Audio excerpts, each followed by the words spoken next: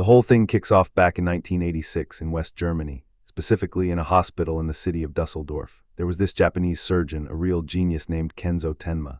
Tenma was the head of surgery at the hospital. He just walked out of the operating room and every doctor there was singing his praises. Why? Because he just pulled off a super high-stakes surgery on a world-famous opera singer, and it was a total success. As Tenma was walking through the hospital halls, he ran into a Turkish woman sobbing her eyes out. Her husband had just passed away. At the time, Tenma didn't pay it much mind and just headed home. The next morning, his fiancée, Eva, woke him up. Now, Eva isn't just anyone. She's the daughter of Tenma's big boss, the hospital director, Dr. Heinemann. While Eva was hanging out with Tenma, they saw her father, Heinemann, on TV giving a press conference about the opera singer's surgery. The guy didn't even mention Tenma's name. He took all the credit for himself. This really got under Tenma's skin. When he got to the hospital, another doctor named Becker pulled him aside. He told him, "Look, you're incredibly talented. Being the head of surgery at your age is a huge deal, but you gotta watch your back. Heinemann, the director, is just using you. He's taking all your hard work and putting his own name on it." As Tenma was chewing on Becker's words, he ran into that same Turkish woman from the day before. She grabbed him and screamed, "My husband died because of you. My husband got to this hospital first, way before that opera singer you operated on, but you guys brushed him aside and focused on the celebrity. That's why he's dead." Tenma started having a flashback. He realized that yesterday he was actually geared up to operate on a Turkish man, the woman's husband. But right before he stepped in, he got a direct order from Heinemann to drop everything and go treat the opera singer instead, so he went.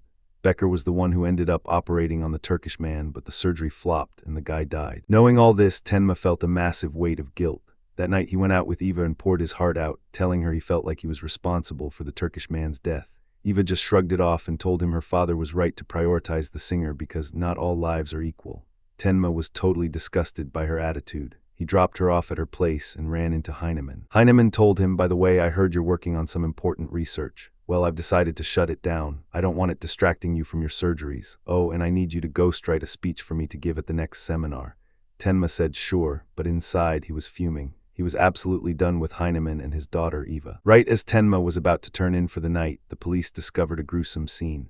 A man and his wife were found murdered in their home.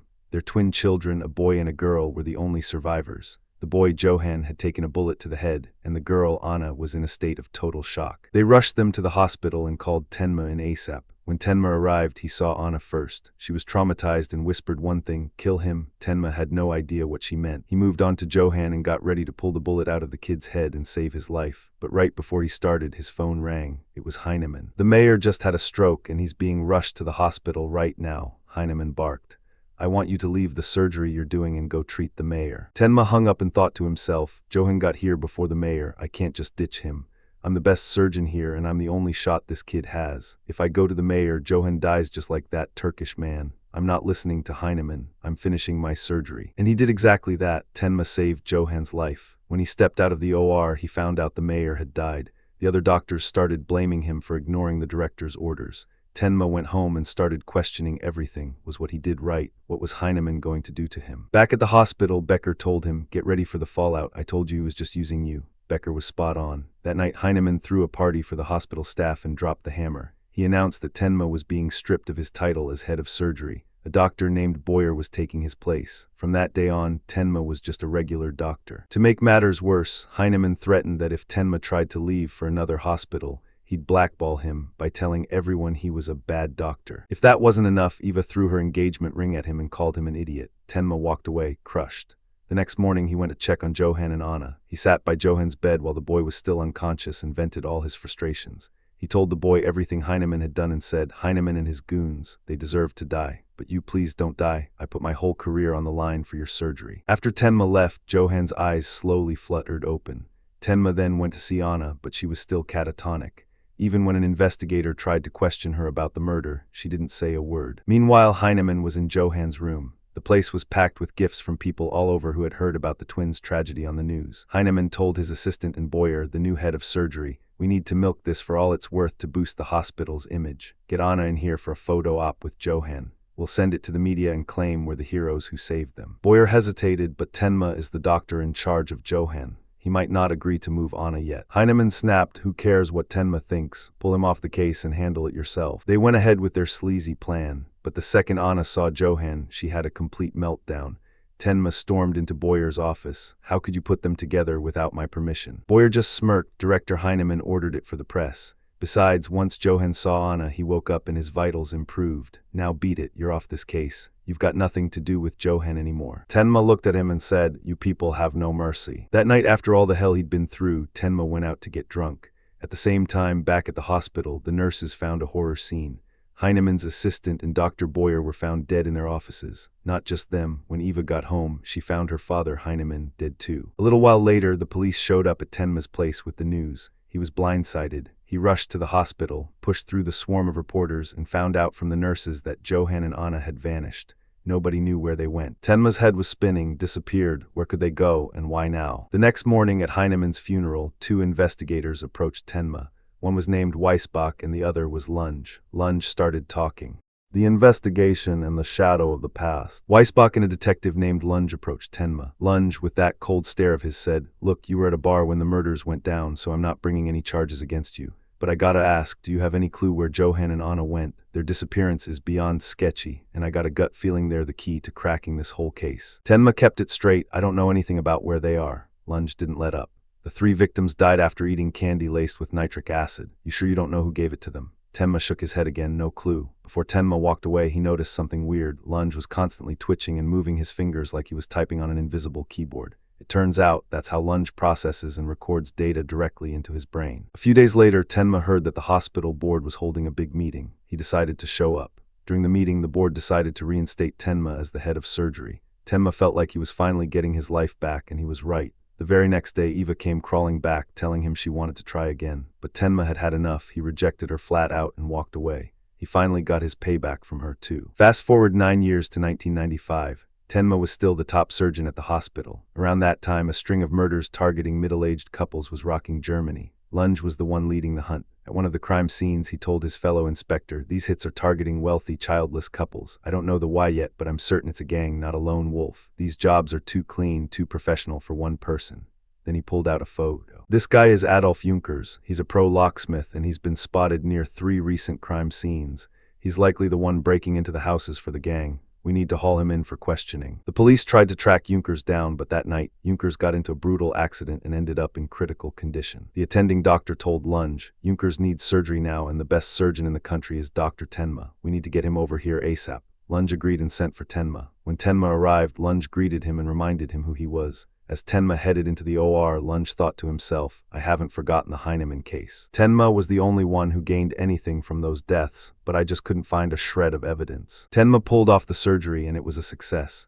When Junkers finally woke up, he looked at Tenma with pure terror and whispered, watch out, the monster is coming. Tenma didn't get what he meant. Soon after, Lunge barged in to interrogate him. Spill it, who's your gang? Why are you killing childless couples? Junkers didn't say a word, he just started screaming in panic. Tenma told Lunge to get out, and Lunge agreed, but warned him. Fine, but I'm not letting this guy vanish into thin air like Johan and Anna did 9 years ago. The next morning, Tenma sat with Junkers in the hospital garden.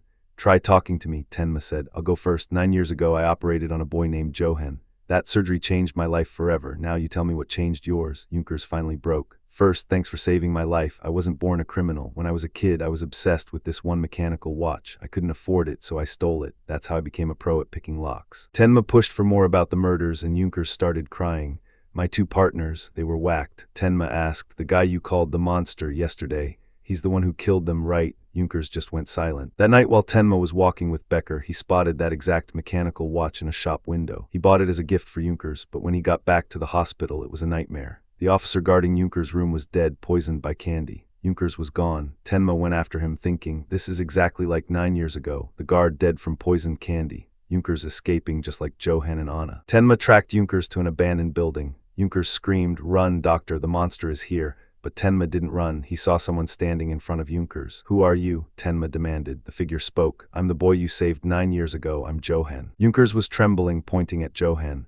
Doctor, this guy is the monster. He doesn't know what fear is. He kills anyone. He's the one who ordered me and my partners to do those hits on the couples. And when we were about to get caught, he killed my partners and now he's here for me. Please save me. Tenma was paralyzed. Johan looked at him calmly and said, my real name isn't even Johan. And by the way, you're one of the people who benefited from me. Because of me, you got your position back at the hospital. I'm the one who got rid of your director and his assistants. I did it to pay you back for saving my life. Remember that day you sat by my bed and said Heinemann and the others deserved to die. I heard you, so I killed them for you. Tenma was in total shock, frozen in place, as Johan shot Junkers dead right there. Johan then walked right past Tenma, looking him dead in the eye, and left him alive. The next day, Tenma was still reeling from the trauma. Lunge interrogated him again, and Tenma told him everything about Johan. Even though Lunge didn't believe a word of it, he let him go because there was no evidence. From that day on, Tenma vowed to hunt down Johan and find Anna. Meanwhile, in the city of Heidelberg, Anna was living a completely different life under the name Nina. She had been adopted by a family named the Fortners. Because of the trauma she went through as a kid, she had total amnesia and had no memory of her childhood. She truly believed her name was Nina and the Fortners were her real parents. She was a total overachiever, a law student aiming to be a prosecutor, karate practitioner, and she even worked as a pizza delivery girl. One day, after coming home and greeting the Fortners, a kind couple who treated her like their own, she went up to her room and found a mysterious email. It said, "I'm coming to get you on your birthday." Nina thought to herself, this has to be Peter from college. He's clearly got a crush on me. The next day, Anna went to see her therapist, Dr. Jayatz, because she'd been having these gnarly nightmares lately. After she left, Jayatz muttered to himself, "I'm sure that girl is buried under some heavy secrets." Later at college, Anna met up with Peter and asked him straight out, "Was it you who sent that email yesterday?" Peter admitted he liked her but swore he didn't send anything.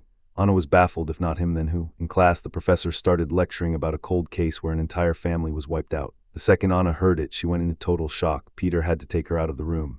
"Did that lecture trigger something from your past?" he asked. Anna sighed, "I don't remember a single thing before I was 10. I'm desperate to remember, but there's just nothing." When she got home, a new message popped up, "I'm coming to get you soon." She was spiraling, trying to figure out who this freak was. The next day at school, she froze. She saw Johan standing right there. "I know him. I've seen that face before," she thought, but her amnesia was like a brick wall. Suddenly, she passed out, and her friends rushed to help her. Meanwhile, Tenma was still on the hunt. He tracked down some people and found out that as a kid, Johan was constantly moved between foster families. Every time a couple adopted him and gave him a new name, he'd whack them and vanish. That's exactly what happened with the couple he was staying with before he got shot in the head. They weren't his real parents either. Johan was either doing the killing himself or pulling the strings for someone else to do it, just like he did with Junkers. Tenma eventually found an old man who knew Johan as France. The old man told Tenma that he taught Johan English and French, but the weirdest part, Johan loved hearing the old man's stories about World War II. He was obsessed with the feeling of pure terror from the war.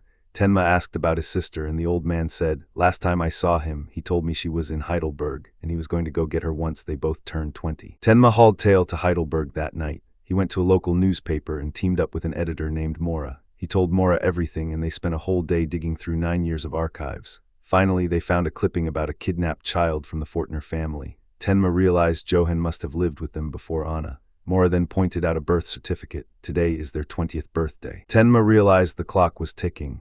If Johan said he'd come for her at 20, he's going to do it today. We have to reach the Fortners before he kills them and takes Anna. At the same time, Anna got one last message. "Today's your birthday. Meet me at 7:00 p.m. at Heidelberg Castle." She listened and headed to the castle. When Tenma and Mora reached the Fortners' house, they found out she was already gone. Tenma left Mora there, grabbed his car, and raced to the castle. He found Anna being stalked by a creep who told her, "I'm not letting you leave. He told me to keep you here until he shows up."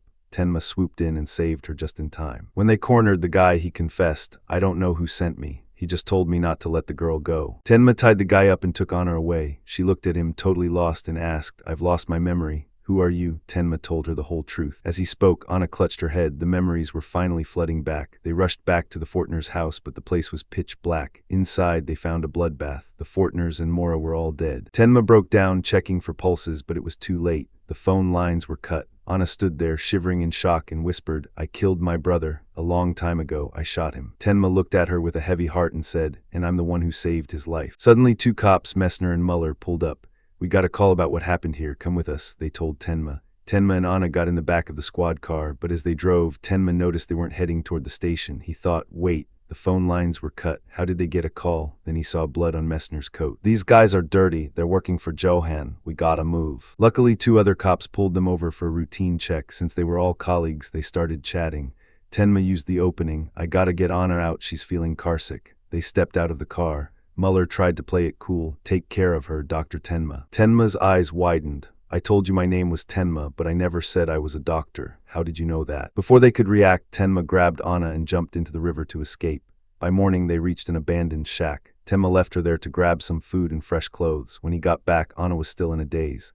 I remember the past now, she said. Before we ever got to your hospital, Johan killed the family we were living with, the Lieberts. After he killed them, he told me to shoot him. So I did. I shot him right in the head. Tenma looked at her, crushed by guilt. I'm so sorry I saved him. I had no idea I was saving a monster. I'm going to the police station now to get some real help. And so Tenma headed to the station. The fugitive surgeon and the birth of a soldier. From the news, Tenma found out that the creep who was harassing Anna at Heidelberg Castle had been whacked too. Before he could even set foot in the police station, he saw Messner and Muller pulling up to give their statements. He realized the system was rigged, so he hauled tail out of there. But they weren't the only ones on the case. Lunge had already started his investigation at the castle. He found a necktie, the one Tenma and Anna used to tie up that creep, but at the time he had no clue who it belonged to. Meanwhile, Tenma made it back to the shack, but Anna was gone. She left him a note. Saving Johan's life wasn't your fault. You were just doing your job as a doctor. Now go back to your life and leave the rest to me. Tenma tried to listen. He went back to his life and his surgeries, but Lunge was a dog on a bone. He took that tie to Eva. Eva's life had gone down the drain, 3 divorces and a whole lot of bitterness, though she still couldn't stop thinking about Tenma. Lunge barged in and said, I'm working a case. This tie was custom made 9 years ago. I checked the shop's records and you're the one who bought it. Who was it for? Eva played it cool. I've bought gifts for plenty of men. I don't remember. After Lunge left, Eva felt a wave of regret for how she treated Tenma. She went to the hospital to win him back, but Tenma shut her down hard. This pushed Eva over the edge. Detective came by today asking about a tie, she hissed. I know it's yours. I lied for you, but now I'm going to go tell him everything. And she did. She ratted him out to Lunge. Just like that, Tenma became the prime suspect in the Heidelberg murder. Lunge rolled up to the hospital with a squad to cuff him, but Tenma had already resigned and vanished. Tenma went to find an ex-soldier named Bernhardt, a veteran of many wars. He wanted Bernhardt to train him because he was done playing nice. He was going to hunt Johan down. During training, Tenma noticed a young girl living with Bernhardt. Is she your daughter? Tenma asked. Bernhardt shook his head. No, I killed her mother in a raid in Burma. I couldn't leave her there, so I brought her back, but she hasn't spoken or smiled since the day I found her. As the days passed, Tenma got stronger and became a crack shot with a pistol. He also bonded with the Burmese girl. After 5 months of intense training, Tenma took off, leaving a stack of cash and a thank you note for Bernhardt. Because of Tenma's kindness, the girl finally cracked a smile for Bernhardt for the first time. But Lunge was right behind him. He tracked Bernhardt down and grilled him. Bernhardt stood his ground. I don't snitch on my students, no matter what you do to me. Lunge had to let him go. Tenma was in a tight spot. He was now the main suspect in all those couple murders. While hunting Johan, he heard about a new hit, the Springers. He headed to their mansion, hoping to find a lead on Johan. Instead, he ran into a burglar named Heckel. The cops swarmed the place, so they both had to bolt. Heckel looked at Tenma and said, I know you. You're that Dr. Death the cops are looking for, but I know you didn't do it. I saw the real killer leave the scene and followed him. Come with me. Heckel took him to an apartment building. The killer is on the 3rd floor, he said. Tenma walked in and found the guy holding a gun to his own head. Why did you kill the Springers? Tenma asked. A blonde guy named Johan put you up to it, didn't he? The killer nodded. He called himself Erich, not Johan. He told me the Springers were his foster parents and he wanted them dead. I used to walk with my mom in a sunflower field nearby, and when she died, that field was all I had left. Then the Springers tore it down to build a garage. I hated them for it. Erich used that hate. He told me he'd take back what they took from me. The killer added one more thing. Erich or Johan left a message for you at the Springer mansion. Then he pulled the trigger. Tenma went back to the mansion with Heckel and found the message. It said, look at the monster I've become, and this monster is only going to keep growing. Tenma realized Johan was getting a twisted kick out of this. As they left, Heckel tried to cash in a favor. I led you to the killer, now you gotta help me. I know some criminals who need a doctor for one of their guys, they'll pay big. Tenma refused, but one of the criminals cornered him. Tenma saw the guy was bleeding out, so his doctor instincts kicked in. He stopped the bleeding and tried to get him to a hospital. But Heckel saw a reward on TV for those 2 criminals and snitched to the cops. Before the police arrived, the injured criminal told Tenma, thanks for saving me. I know you're on the run. Go, get out of here before they grab you too. Tenma made his escape just in time. Next stop, Berlin. Tenma needed to dig into the Lieberts, the family that had Johan and Anna before they ever showed up at his hospital in Dusseldorf. He found a guy who remembered them.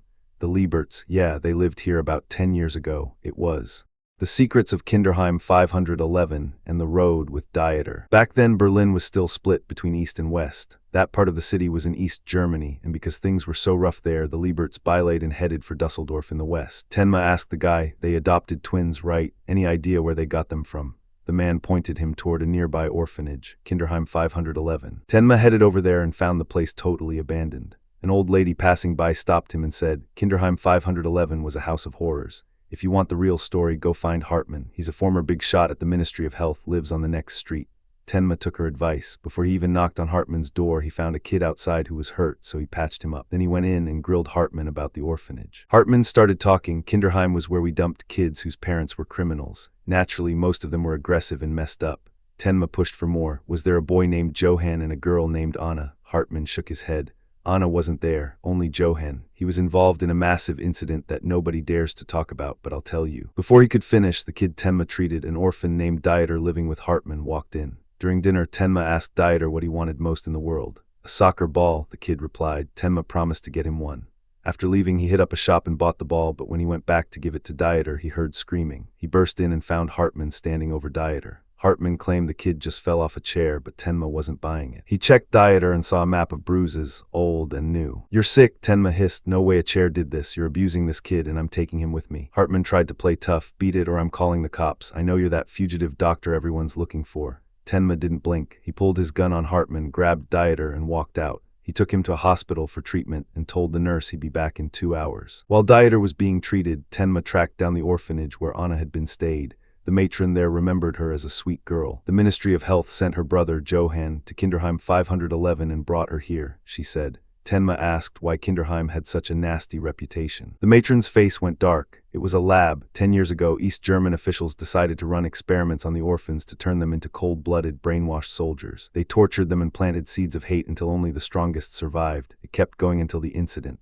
One day, the kids and the staff just started butchering each other. Everyone died. How Johan walked out of that bloodbath alive, no one knows. "And the people behind this?" Tenma asked. "They all vanished," she said, "except for one guy who stayed behind as a health official." Tenma's mind raced. Hartman. Tenma rushed back to the hospital to get Dieter, but Hartman had already snatched him. He flew to Hartman's house, found it empty, but saw photos of Hartman with kids from Kinderheim. One of them was a young Johan. Tenma knew. Hartman took Dieter back to Kinderheim. He raced to the abandoned orphanage and found Dieter sitting in a chair with Hartman looming over him. "I tried to turn Dieter and other kids into the next Johan," Hartman said, "but no one could match him. That day at Kinderheim, Johan just sat in this chair, watching everyone kill each other. He was the one who triggered the massacre. I don't know how he did it, but he was a masterpiece." Tenma growled. "Johan became a monster because of the hell you put him through." Hartman disagreed. "Nah, he was born a monster. Since Dieter failed to become like him, I'm ending this now." He leveled a rifle at Dieter's head. Tenma whipped out his pistol. "Move and you're dead." Hartman tried to bargain. "You want Johan? I can help you if you leave us alone. Look for General Wolf. He's the one who brought Johan to Kinderheim. He's hiding the truth. Now get out." Tenma didn't budge. He took Dieter and left. He initially wanted to leave Dieter at Anna's old orphanage, but the kid refused to leave his side. "I'm coming with you," Dieter insisted. Tenma agreed. On the road, they stopped at a village where Tenma treated an injured man and took him to the local clinic. He left some cash for the village doctor, a man named Schumann, to cover the costs. Schumann, a proud guy, tracked Tenma down at a restaurant. "Take your money back. I know that patient is poor and I treat him for free. I don't need your charity." Before they could argue, a cop named Heinz walked in. Tenma tensed up and Schumann noticed. When Heinz started asking questions, Schumann lied through his teeth. "Relax, this is a doctor friend of mine visiting from China." Heinz bought it and left. Tenma thanked Schumann, who replied, "You're a good doctor, I can tell, and I need your help. The cop's mother, Petra, is sick, but she hates doctors and won't let anyone in. See if you can get her to open the door." Tenma went over, talked her into letting him in, and started his examination. The neo-Nazis, the baby, and the fire. Tenma found Petra in bad shape. She suddenly collapsed and they rushed her to the clinic. "We gotta perform emergency brain surgery right now," Tenma told Schumann. Schumann agreed and they got to work. At the same time, Petra's son, Heinz, saw Tenma's picture in a file and realized he was a wanted man. "I know where this guy is," he told his sergeant. "I'm going in to bust him." Heinz stormed into the clinic with his gun drawn while they were mid-surgery. "Hands up, Tenma," he barked. Schumann didn't even flinch. "Kid, we're operating on your mother. You're really gonna cuff the man saving her life. Get out and let us finish." Heinz backed off. After the surgery, Schumann told him, "There's no way this man is a killer. Killers don't fight this hard to save people." Heinz was moved. He lied to his boss, saying he'd lost the trail and let Tenma go. Schumann tried to get Tenma to stay and help the village, but Tenma had a monster to catch. On the other side of things, Lunge was still a dog on a bone. He got sidetracked by a case involving a politician named Boltzmann and a suspicious death. Lunge was so obsessed with work that his wife and daughter finally packed their bags and left him. He didn't even care. He kept leaning on Boltzmann's secretary to flip on his boss until the poor guy couldn't take the pressure and took his own life, leaving a note saying Boltzmann was innocent. Lunge's boss was furious, stripped him of all his cases, and left him with only the Tenma investigation. Eva showed up at Lunge's office again. "When are you gonna catch him? And is he really the killer or is it this Johan guy?" Lunge looked at her coldly. We'll get him soon. As for Johan, I think Tenma has a split personality. Johan is just the identity he uses to kill. Eva didn't care about the psychology, she just wanted Tenma behind bars. Her life was a wreck. She was drinking her weight in booze every day and hopping from one man to the next. She even got involved with her gardener, but on Christmas, she saw him celebrating with his real family. Realizing how alone she was, she burnt her own house down in a fit of rage. Back to Tenma, he and Dieter reached Frankfurt. Tenma left Dieter with Heckel and went to find Messner, the dirty cop from Heidelberg. Messner was a mess, kicked off the force and hooked on drugs. Someone paid me and Muller to whack the Fortners, Messner confessed. The money was huge and I blew it all on junk. Now that Johan guy sent someone to kill me. He explained that he was saved by a guy called the Baby, a leader of a far-right extremist group that wanted to bring back Nazi rule. They wanted Johan to be the new Hitler. The Baby saved me to get info on Johan, Messner said. You can find him at a place called Candy Bar, and heads up, Anna found me too. She's probably there right now. Tenma bolted to the bar. Outside, he met a Turkish woman who warned him, don't go in there. They're skinheads who hate everyone who isn't pure German. They've kidnapped my friend Aisha and I have her baby. Tenma told her he had to go in for a blonde girl meeting the Baby. The woman told him they'd already left. Tenma was thinking of his next move when the Baby returned. Tenma hit him with his car, knocked him out, and dragged him inside to grill him. The Baby smirked and dropped a bomb. Tomorrow, our organization is going to burn the Turkish quarter to the ground. We want Germany for Germans only. Tenma snarled, I won't let that happen. Meanwhile, at the mansion of Jegelitz, one of the 4 leaders, Anna was being held. Jegelitz told her, one of our leaders is General Wolf, the man who put your brother in Kinderheim 511. We want Johan to lead us and we're using you as bait to bring him out. While Anna was locked in her room, she heard a voice from the bathroom. It was Aisha. They're gonna kill me because I'm Turkish, she whispered. And tomorrow they're burning my neighborhood. Anna tried to find her, but she was too late. Jegelitz's goons had already murdered Aisha. Outside, Dieter was still with Heckel. Heckel was trying to rob a rug shop in the Turkish quarter, but Dieter wouldn't help him. While Dieter was sitting alone, he ran into the Turkish woman, Aisha's friend, who was still holding the baby. The Inferno and the 2 Johans. Aisha's friend saw Dieter and felt for the kid. He looked starving. She took him home, fed him, and mentioned she'd run into Tenma at the Candy Bar. Dieter didn't waste a second. He bolted to the bar to save Tenma, but the baby's goons snatched him up. They were about to whack Dieter right in front of Tenma when 2 strangers burst in and took out the goons. Turns out they were General Wolf's men.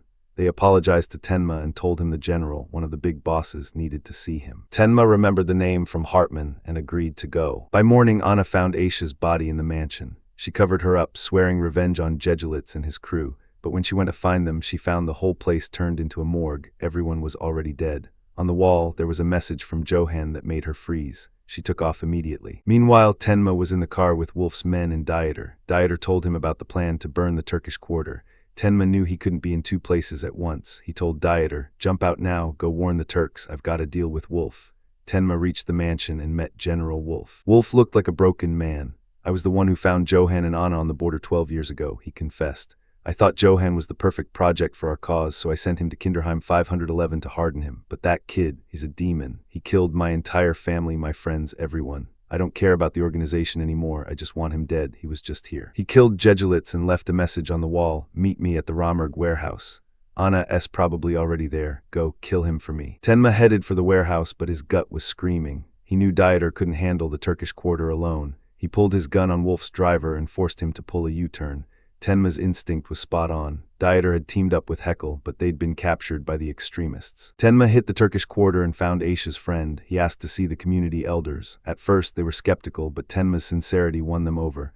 The far right is going to torch this place tonight. We have to be ready. When night fell, the fires started, but Tenma and the locals were prepared and kept it under control. Anna, meanwhile, went straight for the baby. She held him at gunpoint in a restaurant, demanding to know where the fires were set. The baby lied to her, but she still managed to find the locations. She rescued Dieter and Heckel from one of the buildings. Heckel realized the small fires were just a distraction. There's an old chemical plant nearby. If they light that up, the whole neighborhood is history. Anna and Dieter raced to the plant and found a guy dousing the floor in gasoline. Anna held him at gunpoint. Move and I'll drop you. Tenma arrived shortly after with Heckel, who had managed to steal a rug from the shop he'd failed to rob before. Tenma tackled the guy, but the match fell onto the gas. The place was seconds away from blowing up when Dieter grabbed Heckel's stolen rug and smothered the flames. Crisis averted. After things settled down, Anna dropped a bombshell on Tenma.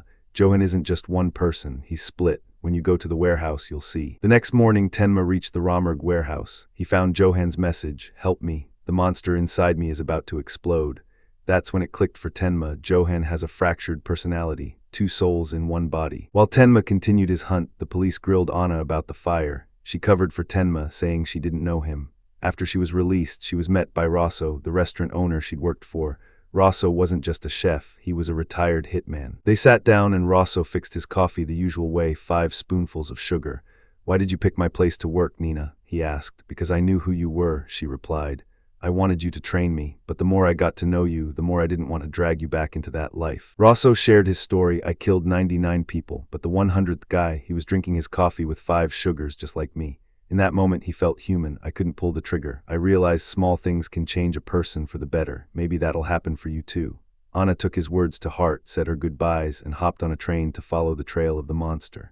The psychology of a monster and the red-handed guardian. The next morning, Tenma reached out to an old college rival, Dr. Rudy Gillen, a criminal psychologist. Back in their med school days, they were always neck and neck, but Rudy felt he could never truly beat Tenma without cutting corners. When Tenma told him he was being framed for the couple murders and explained everything about Johan, Rudy was skeptical. He thought Tenma had created a split personality named Johan to cope with his own crimes. As soon as Tenma left, Rudy snitched to the police. But before they could move in, Rudy went to interview a serial killer named Jurgens who targeted teenage girls. Strangely, Jurgens' last victim was a 52-year-old woman. When Rudy asked about Johan, Jurgens started shaking. "Johan is real," he whispered. "He's the monster who made me kill that old lady, Mrs. Kemp. He got inside my head." Jurgens told him to check Kemp's storage room. Rudy went there and found a chilling scene, a room filled with dolls and manipulated photos where Johan had cut out his own face and replaced it with Jurgens'.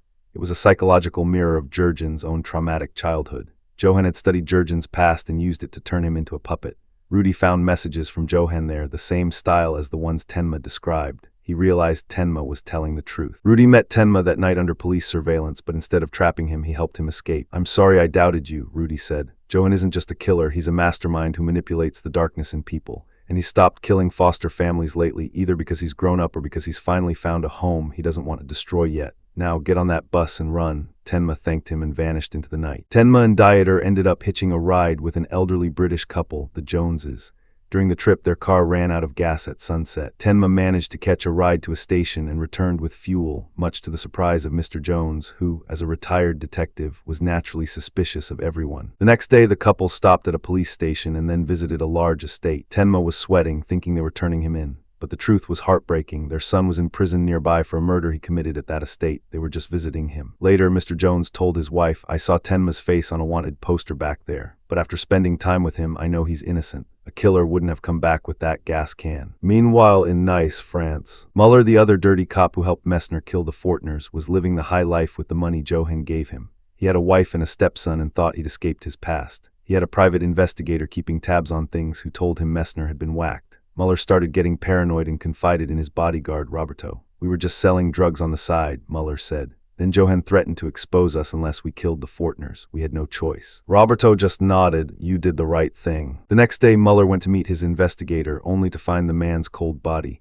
Anna Nina appeared from the shadows. "I've been watching you," she said. "It's time for payback." Muller panicked. "Did you kill him?" She shook her head. "No, your bodyguard, Roberto, did." Anna grabbed the investigator's bag, which was stuffed with leads, and bolted.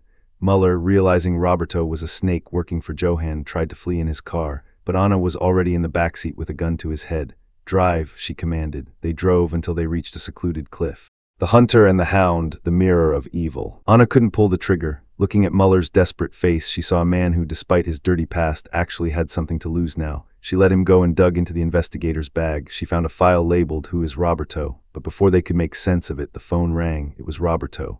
"Bring the bag to the house or your wife is dead," he told Muller. Muller obeyed, but it was a trap. Roberto's goons cleaned the house of any evidence, took the bag, and kidnapped Anna. Roberto left Muller with a chilling "live your life," then took Anna to Wasteland to be executed. But Muller couldn't live with the guilt. He stormed the site, taking out Roberto's men to save Anna, but took a bullet in the process. Anna rushed his bleeding body to the hospital, his fate hanging by a thread. Meanwhile, a new couple murder rocked Germany, the Jups. Lunge arrived at the crime scene, but his internal computer noticed a glitch. Following the blood spatters, he realized the killer hesitated when he saw his own reflection in a mirror. "This killer has a conscience," Lunge muttered. "The real couple murderer is a cold-blooded machine. This is an imitation." Lunge knew this wasn't Tenma's work, but he used it as bait anyway. He had a journalist named Kieber run a story linking the crime to Tenma, hoping the doctor's savior complex would draw him out. He even planted the idea in a neighbor's head to call him if a Japanese man showed up. Lunge then confronted the only heir, a businessman named Zeeble, accusing him of killing the Jups for the inheritance. Zeeble played it off, but the trap was set. 2 days later, the neighbor called. Tenma was there. Lunge closed in, but before he could cuff Tenma, Zeeble went berserk. He stabbed Lunge, screaming that he'd kill them both so his secret would die with them.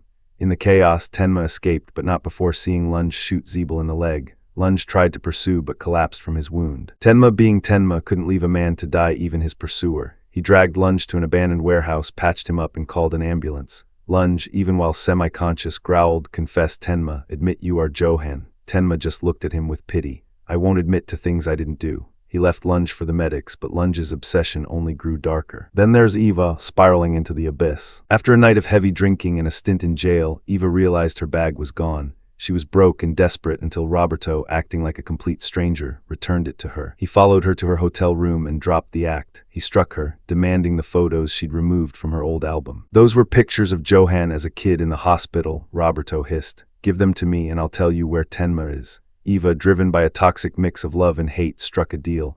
"I've seen Johan as a grown man. I'll give you the photos, but only if you take me to Tenma. I want to be the one to kill him." The road to Munich. Tenma was laying low in Fussen, working as a black market surgeon for criminals to make ends meet. One of his patients, a thug named Heitmeyer, told him about a massive money laundering operation called the Bank. 5 years ago, it was run by a mysterious young boy who vanished, leaving the members to slaughter each other for the throne. Tenma knew instantly that boy was Johan. Heitmeyer mentioned the surviving members had moved to Munich. Just then, Heitmeyer asked Dieter to go downstairs and get his bodyguard Helmut for dinner. Dieter stepped outside and walked straight into a nightmare. Roberto and Eva had arrived. Roberto had already cold-bloodedly executed Helmut. He handed a pistol to a trembling Eva and pointed toward the door. "Tell her, take this and go kill Tenma." So Eva did what she was told and set off on her own, but deep down she felt like she couldn't pull the trigger on Tenma. When she ran into Dieter, she told him, "Go find Tenma and tell him to get the hell out of here fast." Roberto overheard her and shot her in the leg. He barked at her, "Hand it over. If you won't take Tenma out, I will." Then Roberto went into hiding. Dieter managed to get Eva to a tree away from Roberto, but she passed out from the blood loss. Roberto got spooked and bailaid because he thought Tenma had a bunch of goons protecting him nearby. A bit later, Tenma showed up and took Eva and Dieter with him. When Eva came to, she found herself with Heitmeyer. He told her that Tenma was the one who patched her up, and she spilled everything that happened with Roberto. Heitmeyer told her, "Look, Roberto just wanted those photos from you so he could kill Tenma.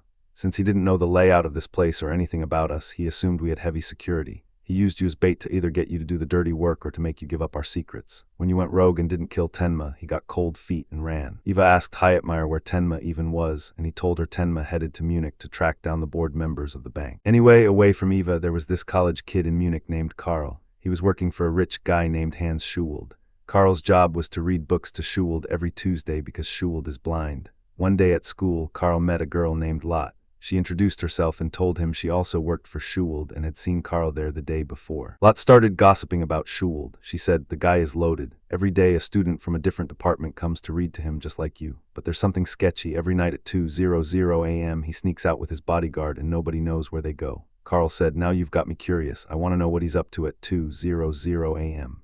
Lot suggested they spy on him the next night. Then she asked Karl to tell her more about himself. He told her, "I'm just a student like you. My parents walked out on me a long time ago. I bounced around foster homes until I grew up and found out my mom was here in Munich. But when I got here, I found out she passed away a year ago. Her name was Margit Langer." Lot said she was sorry for bringing up bad memories. The next day, they spied on Schuld together and saw him visiting a woman named Sophie. They went up to her and asked why Schuld kept coming by. She told them, "I'm an escort. Schuld comes to see me because he's eaten up by guilt. Let me tell you the story. Back in the day, Schuld was married to a woman named Margit Langer and they had a son." Karl was floored. He said, "Then Schuld is my father. I remember when I was a kid, right before my mom left me. She told me my dad's name was Schuld." Sophie kept going. After the kid was born, Schuld never raised him or lived with him. He just dumped Margit. When he got older, he felt terrible about what he did to her and the boy, and he wanted to find out where she went. When I realized that, I started calling myself Margit Langer so Schuld would come to me and I could play him for his money. And it worked. He comes every day and gives me cash like I'm the real Margit. Even after he found out the real Margit died, he kept coming because it makes him feel better. By the way, another kid came here asking the same questions you're asking. He claims he's Schuld's son, too. He's a blonde kid who visits Schuld every Thursday. Karl left Sophie's place and asked Lot, "Who is this liar claiming to be Schuld's son?" Lot said she didn't know who the Thursday visitor was, but she'd look into it. Karl told her, "I'm counting on you. A few days went by, and on Monday, Lot came to Carl and said, I found the guy who goes to Schuld on Thursdays. His name is Edmund, and he's a literature major here at the university. Let's go find him. They went to look for him, but he was a no-show at school that day. Next day, Carl went to see Schuld. Out of the blue, Schuld asked him, don't you want to know who your parents are? Carl hesitated, and Schuld added, anyway, I've found my real son. Carl couldn't wrap his head around why Schuld was telling him this. On Thursday, Carl and Lot went to Edmund's room since he had completely stopped showing up to class. They knocked, but there was no answer. Carl opened the door and they both saw Edmund. He had committed suicide. They were terrified and bolted. The next day at school, Carl was talking to Lot about Edmund's suicide. He said, I have a feeling he killed himself because he felt guilty for lying to Schuld. Lot said, maybe. While they were talking, the student who reads to Schuld on Fridays walked up. Lot introduced him to Carl. The guy was Johan. Carl shook his hand and said, I'm the Tuesday reader, and Johan replied, and I'm the one who goes on Fridays. After Edmund died, Schuld was devastated and hired a private investigator named Richard to look into the death. The first thing Richard did was check Edmund's room. He found a suicide note and a Latin book where Edmund had highlighted a specific line. Richard translated it, and it was a sentence he didn't quite get. The translation was, I can't deceive him anymore. Richard spent a lot of time thinking about that. Meanwhile, Johan was with Carl on the university rooftop. They were talking, and Johan asked him to share more about his life. As Carl started telling his story, Johan started crying. The next morning, Richard went to Schuld and told him, my investigation turned up two things. First, Edmund wasn't your son. His past has nothing to do with yours. Second, there's a good chance he was murdered and didn't actually kill himself. After Richard left, Carl and Lot were on their way to Schuld's house. Lot told Carl, why don't you just tell him you're his son? Carl said, no, I'm scared he'll think I'm just after his money. I want to help him without him knowing. Suddenly, Johan showed up, sat with them, and said, I have an idea for how you can help Schuld. He went bankrupt 3 times, and every time he'd go to a nearby park and come back full of energy. Take him to that park. It'll definitely cheer him up. Carl and Lot took Johan's advice and brought Schuld to the park. But when they got there, they found out the park had been demolished for a new project. They were stuck and didn't know what to do until Johan suddenly appeared again. He gave Schuld an apple and said, eat this, feel it with me. Imagine the lake that used to be in this park and the birds, and indeed. Schuld ate the apple and started sensing things, visualizing the old park. Carl just stood there, completely blown away by the influence Johan had over him. While that was going down, Richard tracked down Sophie to get some answers. She told him that Carl and Lot had come to see her, but so had Edmund, and he wasn't alone. He was with another blonde guy who looked just like him. Richard started digging. Who the hell was that kid with Edmund? Richard kept at his investigation. One day he met up with his ex-wife and told her, I really need to see our daughter. It's been way too long. I know she's the one who doesn't want to see me, but I've changed. I'm not hitting the bottle or getting wasted like I used to. His ex said she'd ask their daughter and get back to him. After she left, Richard sat there thinking about how booze had trashed his life. It cost him his family and his job on the force because he once went on a mission drunk and accidentally killed a wanted criminal. Ever since that hit, he's been hallucinating, seeing that guy's face everywhere. He's been seeing a shrink named Reikween to deal with it. Later, Richard went to see Reikween and started asking about the case, specifically about Carl, who had piqued his curiosity. Richard told him, Sophie said that when Carl visited her, he claimed to be Schuld's son. You think he's legit? Reikween just said, keep following the trail and you'll find out. So Richard kept digging into Carl's past. The next day, he met his ex again, and she told him the daughter still didn't want anything to do with him. Crushed, Richard went back to his research. Meanwhile, Carl was hanging out with Johan. Johan pressured him, saying, you've got to tell Schuld you're his son.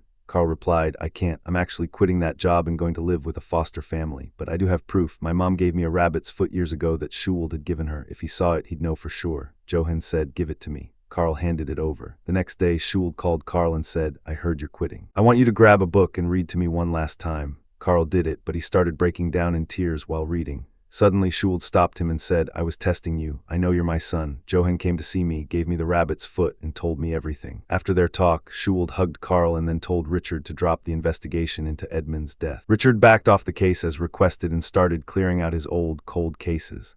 But while he worked, he was still haunted, seeing the guy he killed and feeling like death was right around the corner. He started visiting the families of the victims from those old cases and connected the dots. Every single victim was linked to Schuld. As soon as someone got too close to Schuld, they ended up dead. Richard went back to Dr. Reikween and laid it all out. Someone is picking off anyone who gets close to Schuld because they want him all to themselves. Even Edmund died after claiming to be his son. And there's more. In all these old cases, the victims either met a guy named Johan or wrote that name down right before they died. Reikween shuddered at the name. That's weird, he said. One of my former students, a criminologist named Ruddy, sent me a letter a while back saying a bunch of criminals keep bringing up the name Johan. I need to talk to Ruddy again. This Ruddy is the same guy Tenma consulted earlier. Before Richard left, he asked, there's a student working for Schuld right now named Johan. You think he's the guy? Raikkonen told him to keep digging. Richard doubled down. He checked the university records and found the family Johan stayed with before college, the Lieberts. Just like the family Johan killed as a kid. Richard went to visit the new Liebert family, but when he saw childhood photos of Johan, he was confused. The kid in these pictures looks nothing like the Johan I know, he thought. There's no way. He headed to the city's birth records office and discovered the truth. The Lieberts had a son named Johan, but he died when he was 2 years old.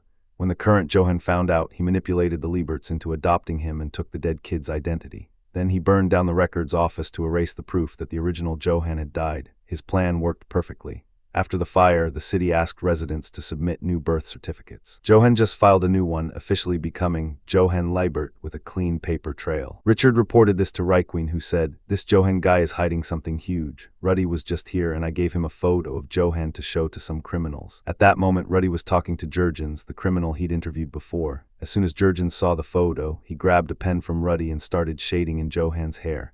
"I met this guy in the park," Jurgens said. Suddenly, Jurgens lost it. He started mumbling nonsense, then slapped himself and committed suicide right there. Ruddy rushed out and called Raikkonen to tell him what happened.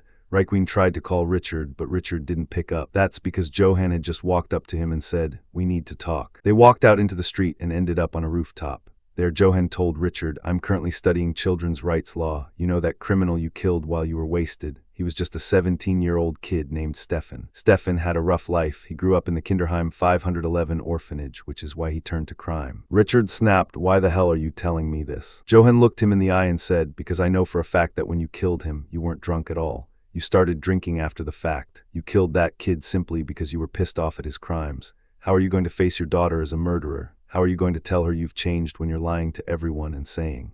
Johan kept gaslighting Richard, tearing into him until Richard just couldn't take it anymore. A little while later, the cops called Dr. Raikkonen to tell him Richard was dead. Raikkonen was devastated. 2 days later at the funeral, he told Ruddy, "I talked to a cop about Richard's death. They're saying he relapsed, got wasted, and jumped. They ruled it a suicide, but I'm not buying it. The last time Richard called me, he was stoked because his daughter finally agreed to see him. Plus, the whiskey bottle they found on him wasn't even the brand he usually drank. Richard didn't kill himself. Someone set him up, and I'm gonna find out who." Raikkonen started his own investigation. While he was at the subway station, some kid tried to shove him onto the tracks. Raikkonen dodged it and chased the kid down, but the kid's buddies showed up and they started jumping him. Raikkonen didn't back down. He fought them off, grabbed the kid and barked, "Who put you up to this?" The kid whimpered, "Some huge guy gave me cash to do it." Raikkonen let him go and kept moving. The next morning, a woman came into his clinic talking about her husband. "He's been acting super weird lately, almost like he's sick, and it's making me depressed. I'm gonna have him come see you tomorrow." Raikkonen agreed. After she left, he called Ruddy. "You said Tenma mentioned Johan before. I need to link up with Tenma ASAP." Ruddy said, "Got it. I'll put a coded ad in the papers with my number, something only Tenma would understand. He'll reach out." That night, Raikkonen went looking for Sophie. He asked around and someone told him, Sophie skipped town. Some huge guy came and took her away. Raikkonen's heart sank. The huge guy again. The next day, the woman's husband showed up at the clinic. Surprise, surprise, it was Roberto. Raikkonen didn't know who he was yet. Roberto started talking. "I was lonely and my life was a bore until I met this blonde kid. He's the one who turned me into a killer. I'm here today to tell you there are some things you're better off not knowing." Raikkonen realized he was talking about Johan and thought, "This is the huge guy who's trying to clip me." Raikkonen tried to bolt, but Roberto pulled a gun and was about to finish him off. Right then, Tenma burst in, fired a shot to stop Roberto, and got Raikkonen to safety. Once things cooled down, Tenma sat with Raikkonen and Dieter at a restaurant. It turns out Tenma didn't see the ad. He had been tailing Raikkonen since Richard died. Tenma knew from the news that Richard had killed Stefan, and he found out Stefan was at the same Kinderheim orphanage as Johan. He followed that breadcrumb trail straight to Raikkonen. The next day, they went to one of Schuld's companies to scout Johan. They saw Schuld leaving with Karl and Johan. Raikkonen told Tenma, "Lately, Johan's been knocking off anyone who gets close to Schuld. I think he's trying to isolate the old man and take his fortune. But strangely, since Johan started helping him, Schuld's business is booming and he's getting even richer. We need to find witnesses to prove Johan is a killer so we can clear your name." Tenma wasn't feeling it. He didn't care about being cleared. He just wanted Johan dead. At sunset, he sent Dieter back to Raikkonen and went to hunt Johan. Dieter begged Raikkonen, "Please stop Tenma. I don't want him to become a murderer." Raikkonen told him not to worry. Meanwhile, Lunge went to see Ruddy. "I've been watching you. I know you're tight with Tenma. Take me to him." Ruddy tried to convince Lunge that Tenma was innocent, but Lunge wasn't having it. Ruddy noticed the way Lunge was tapping his fingers and said, "You're just downloading info because you're a skeptic. You think you're never wrong, but this time you blew it. Here's a photo of Johan, the real killer." Lunge took the photo and said, "Maybe I did mess up. Tell me where Tenma is. I won't hurt him, I swear." "I want to help." Ruddy trusted him and told him Tenma was in Munich. but as soon as Lunge walked out, he called the cops to tell them Tenma was in the city so they could bust him. Tenma was busy trying to buy a sniper rifle. On the other side of town, Carl was so wrapped up with Schuld that he ghosted Lot. He even stood her up for a dance, so Lot went to the library feeling miserable.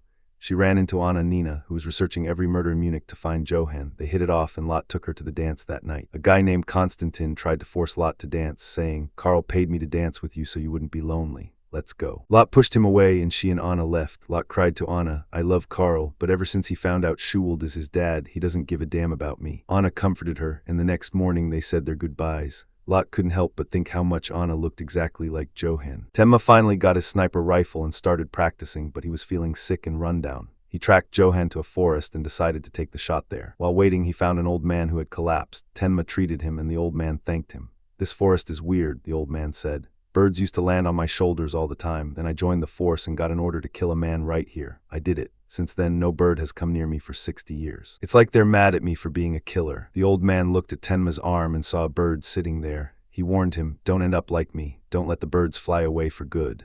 Tenma realized he couldn't kill Johan in the forest. He didn't want to end up like that old man, haunted and alone, so he kept refining his plan. Around that time, a string of disturbing accidents started happening. Kids were falling off rooftops and dying. One of the kids who actually survived was a boy named Martin. Dr. Reichwein took Dieter to the hospital to talk to him, but Martin clammed up.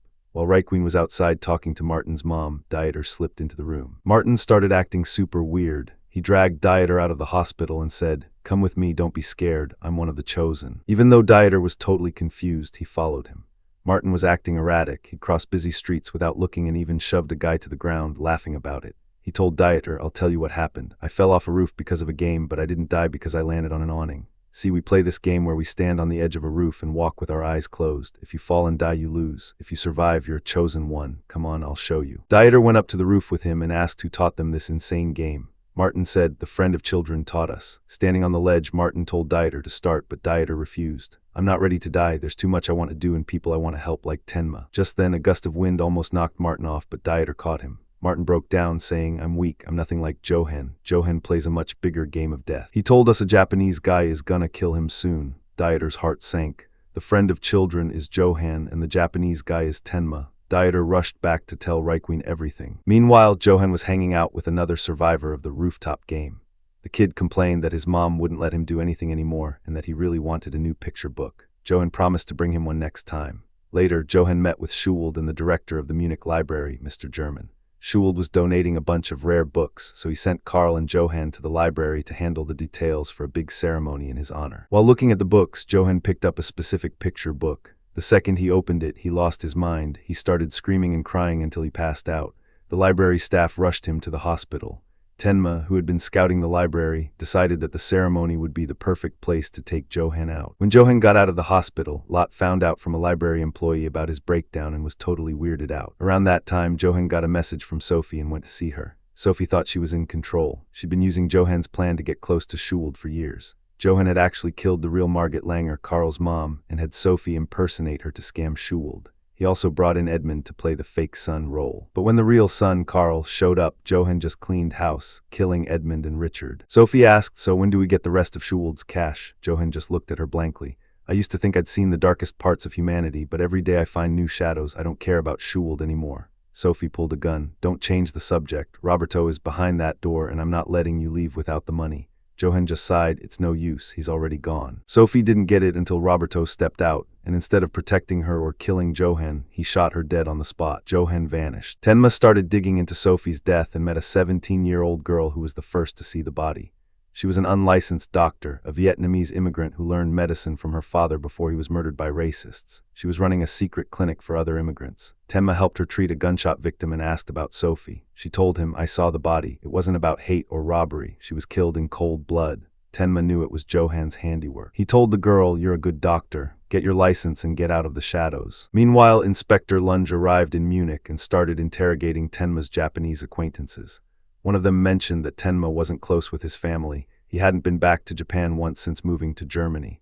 Lunge was so obsessed with the case that when his own daughter called to tell him she'd had a baby and wanted him to meet his grandson, he blew her off to keep working. He ended up at a bar with some of Tenma's old friends, and one of them, a guy named Yamamoto, brought out the exact same picture book that had caused Johan's breakdown. Lunge didn't know anything about the picture book at first, but it made him curious. It was in Czech, so he scribbled down a sentence he found inside to get it translated. It read, "Look at how big the monster inside me has grown, and it's just gonna keep getting bigger." Lunge froze. That was the exact same message Johan had left for Tenma before. Suddenly, the book became his top priority. Meanwhile, Requiem was trying to reach Tenma. He went to the Lieberts, the new family that had taken Johan in, and laid it all out for them. He begged them to pack up and leave before Johan turned on them like he did with every other foster family. But the Lieberts wouldn't listen. They loved Johan too much to believe it. Requiem left their place feeling sick to his stomach. When he got home, Ruddy was waiting for him with more bad news. Ruddy had interviewed a criminal who said, "Johan isn't after Schuwald's money. He doesn't give a damn about cash. He looks at people like ants. He wants to play with them, then crush them. The guy is a phantom. He's never gonna die." Requiem knew he had to act fast. "I'm going to Schuwald right now to tell him the truth." Tenma was already at the library, scouting the layout for the ceremony the next day. He planned to hide out overnight so he could get a clear shot at Johan during the party. While he was laying low, he ran into Lot. She was carrying the same picture book. She didn't know who Tenma was, but she told him, "This book is in Czech. I'm trying to translate it because a friend of mine had a total breakdown just from looking at it." Tenma didn't realize she was talking about Johan, so he just stayed in the shadows. That night, Requiem got to Schuwald. When he started talking about Johan, Schuwald stopped him. "I knew someone would come to me eventually. Johan is too perfect. It's like he's not even human." Requiem dropped the bomb and told him everything he knew. Schuwald sighed. "You know, sometimes I feel like there's a monster inside me too. I've manipulated people my whole life. I guess since I'm a monster, I attracted a bigger one. You should go now. I'll handle this." The next day, the ceremony kicked off. Schuwald arrived with Carl, but just as they were entering, Schuwald pulled a fast one. He told Carl, "Go back home and get a file I left on the desk."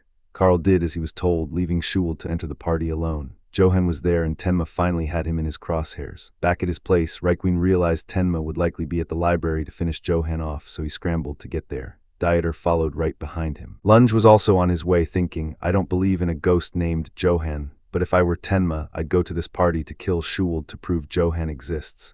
I'm gonna catch him red-handed." Outside the library, Lot ran into Anna. Lot said, "I've been thinking about how much you look like Johan, and then it hit me you're his twin. Look at this book." Johan screamed and passed out when he saw it. "Do you know what it is?" Anna looked at the book and went pale. She began to recite the story. "Once upon a time, there was a monster without a name. He wanted a name so badly that he split himself in two. One half went east and the other went west. The East monster found a blacksmith named Otto and made a deal. 'I'll live inside you and give you strength if you give me your name.' Otto agreed, but eventually the monster got so hungry he ate Otto from the inside out and became nameless again. He kept doing this to person after person, entering them, taking their name, and eating them. Finally, he entered a young prince. He liked the prince's life so much he controlled his hunger for a while, but eventually the hunger was too much. Instead of eating the prince, he ate everyone else in the castle until the whole village was gone. Then he met the West monster, who said, 'We don't need names, we're monsters.' The East monster got pissed off and ate the West monster too. Now he had a name, Johan, but there was nobody left alive to call him by it." Anna finished the story and said, "I feel like someone told me this a long time ago, but I can't remember who. Johan is living out this book. He enters people's lives like the monster entering a body, then he destroys them." Lot asked if Anna was Czech since the book was in Czech, but Anna couldn't even remember that. She just needed to find Johan, and Lot told her he was at the party. Inside, Tenma was shaking. He had the shot, but he couldn't pull the trigger. It was his first time trying to take a life. Suddenly, Roberto snuck up behind him and jumped him. They fought, but Roberto beat him down until Tenma blacked out. Roberto grabbed the sniper rifle himself. His mission was to kill Schuwald. Schuwald stood up to give his speech, and Johan went to help him up. Schuwald whispered, "I'm next, aren't I? You played me, and now you're gonna kill me." Johan didn't say a word. What Schuwald didn't know was that Johan had already hired someone to torch the library. With a small hand signal from Johan, the fire started spreading. Panic broke out. People were trampling each other to get out. Johan looked at Schuwald and said, "I want you to feel the terror these people feel. Look at them. They'll step on anyone to save their own skins." Schuwald was paralyzed with fear, and Roberto was closing in with the rifle. Roberto was stunned. He thought Johan and I had a deal to take out Schuwald. Why the hell is he burning the place down? Did he flip on me? While Roberto was distracted, Tenma came to. He grabbed Roberto's gun and was ready to finish him. Roberto sneered, "You don't have it in you," and tried to swing the sniper rifle around, but Tenma didn't hesitate. He pumped 2 bullets into him and dropped him. Tenma tried to get to Johan, but the place was a madhouse. People were panicking and trampling each other, and the doors were bolted shut.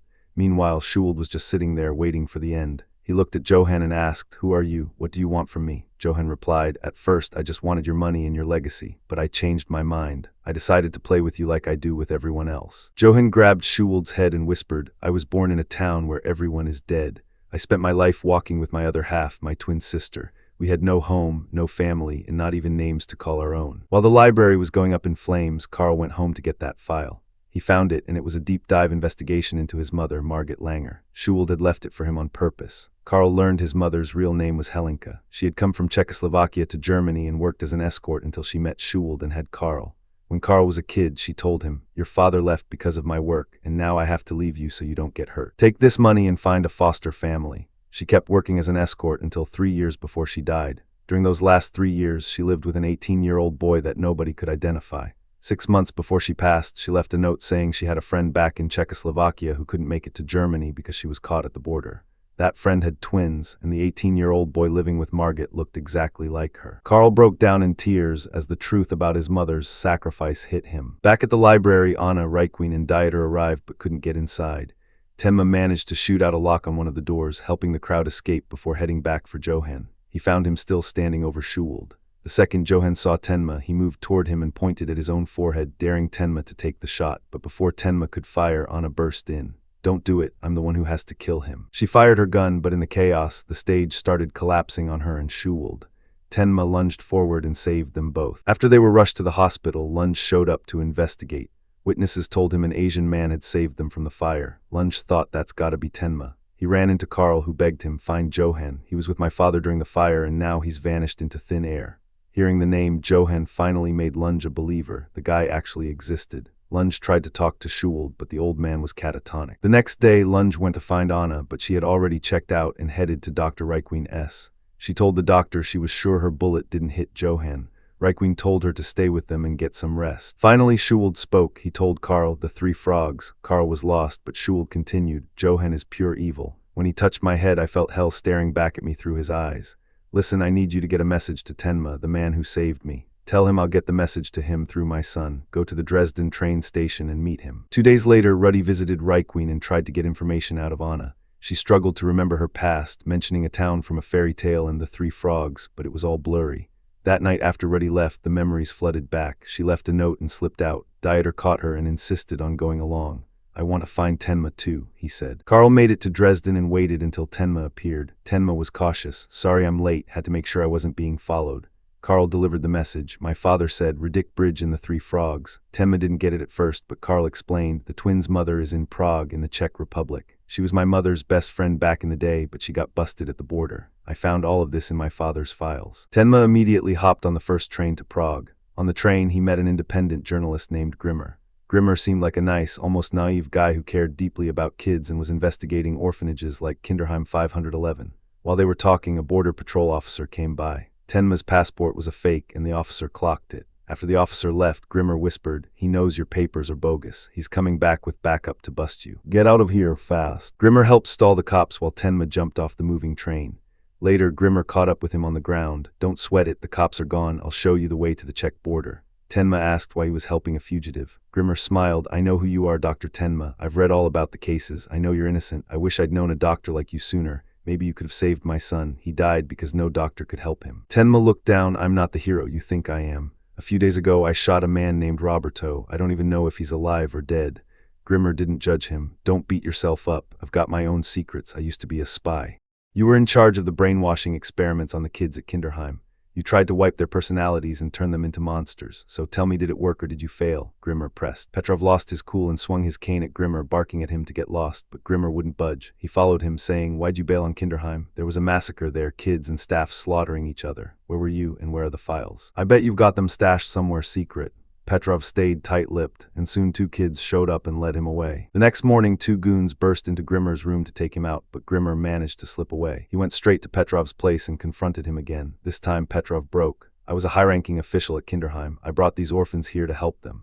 Back then, I built a curriculum based on cruelty, but now I'm trying to undo the damage. I'm teaching these kids about love. Everything was fine at Kinderheim until one kid started spreading hate like a virus. I couldn't handle it, so I quit." Grimmer saw the kids look genuinely happy, so he started to think maybe Petrov really had turned over a new leaf. But when Grimmer and the kids got back to Petrov's house later, they saw a woman leaving. They ran upstairs and found Petrov bleeding out from a gunshot wound.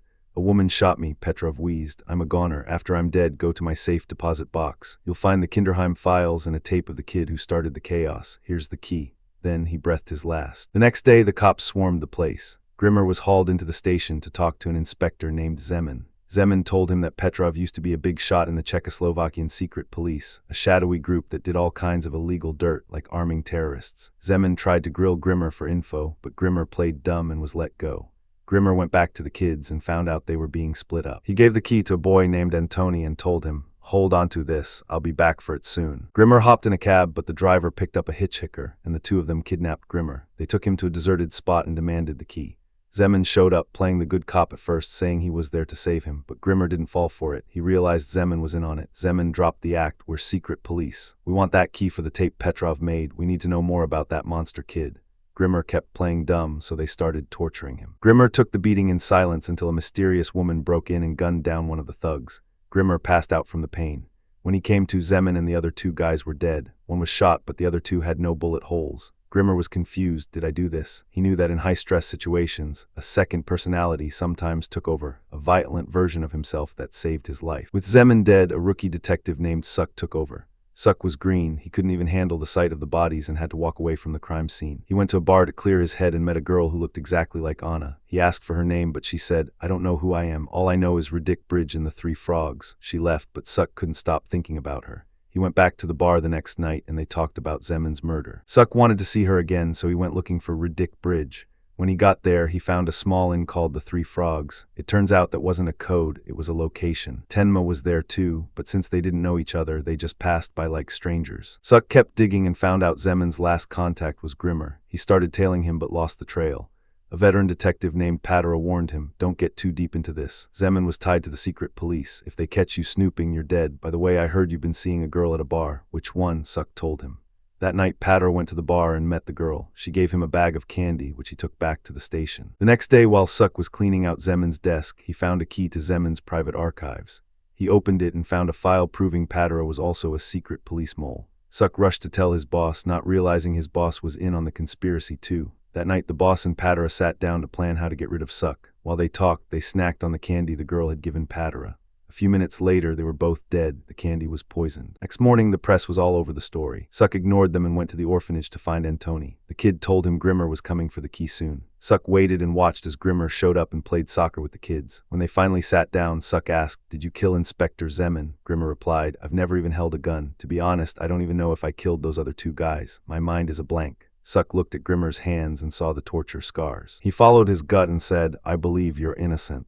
Grimmer told him, "Trust your gut. I'm staying at a place nearby called the Pavla Hotel if you need me. Look, take this. It's the key to Petrov's safe deposit box. Hold on to it until I come get it." Grimmer handed the key to Suk and took off. Meanwhile, Tenma was digging deeper into the Three Frogs. He talked to a guy who told him the inn had been shut down for 10 years. Back then, the guy said, a fire broke out. The room that burned was rented by a mother and her kid. They were creepy. The mom used a fake name and looked miserable. One day, a black car picked them up and they vanished. A few days later, the place went up in flames. We found out there was another kid in that room too. The fireman saved him, but he disappeared shortly after. Tenma thanked him and kept moving. That night, like clockwork, Suk met the girl at the bar. He spilled everything about the Zeman and Petrov cases. When she finally left and got back to her room, she pulled off a blonde wig. It wasn't a girl, it was Johan. He was posing as Anna to get to the tape in Petrov's safe deposit box because it had a recording of him as a kid.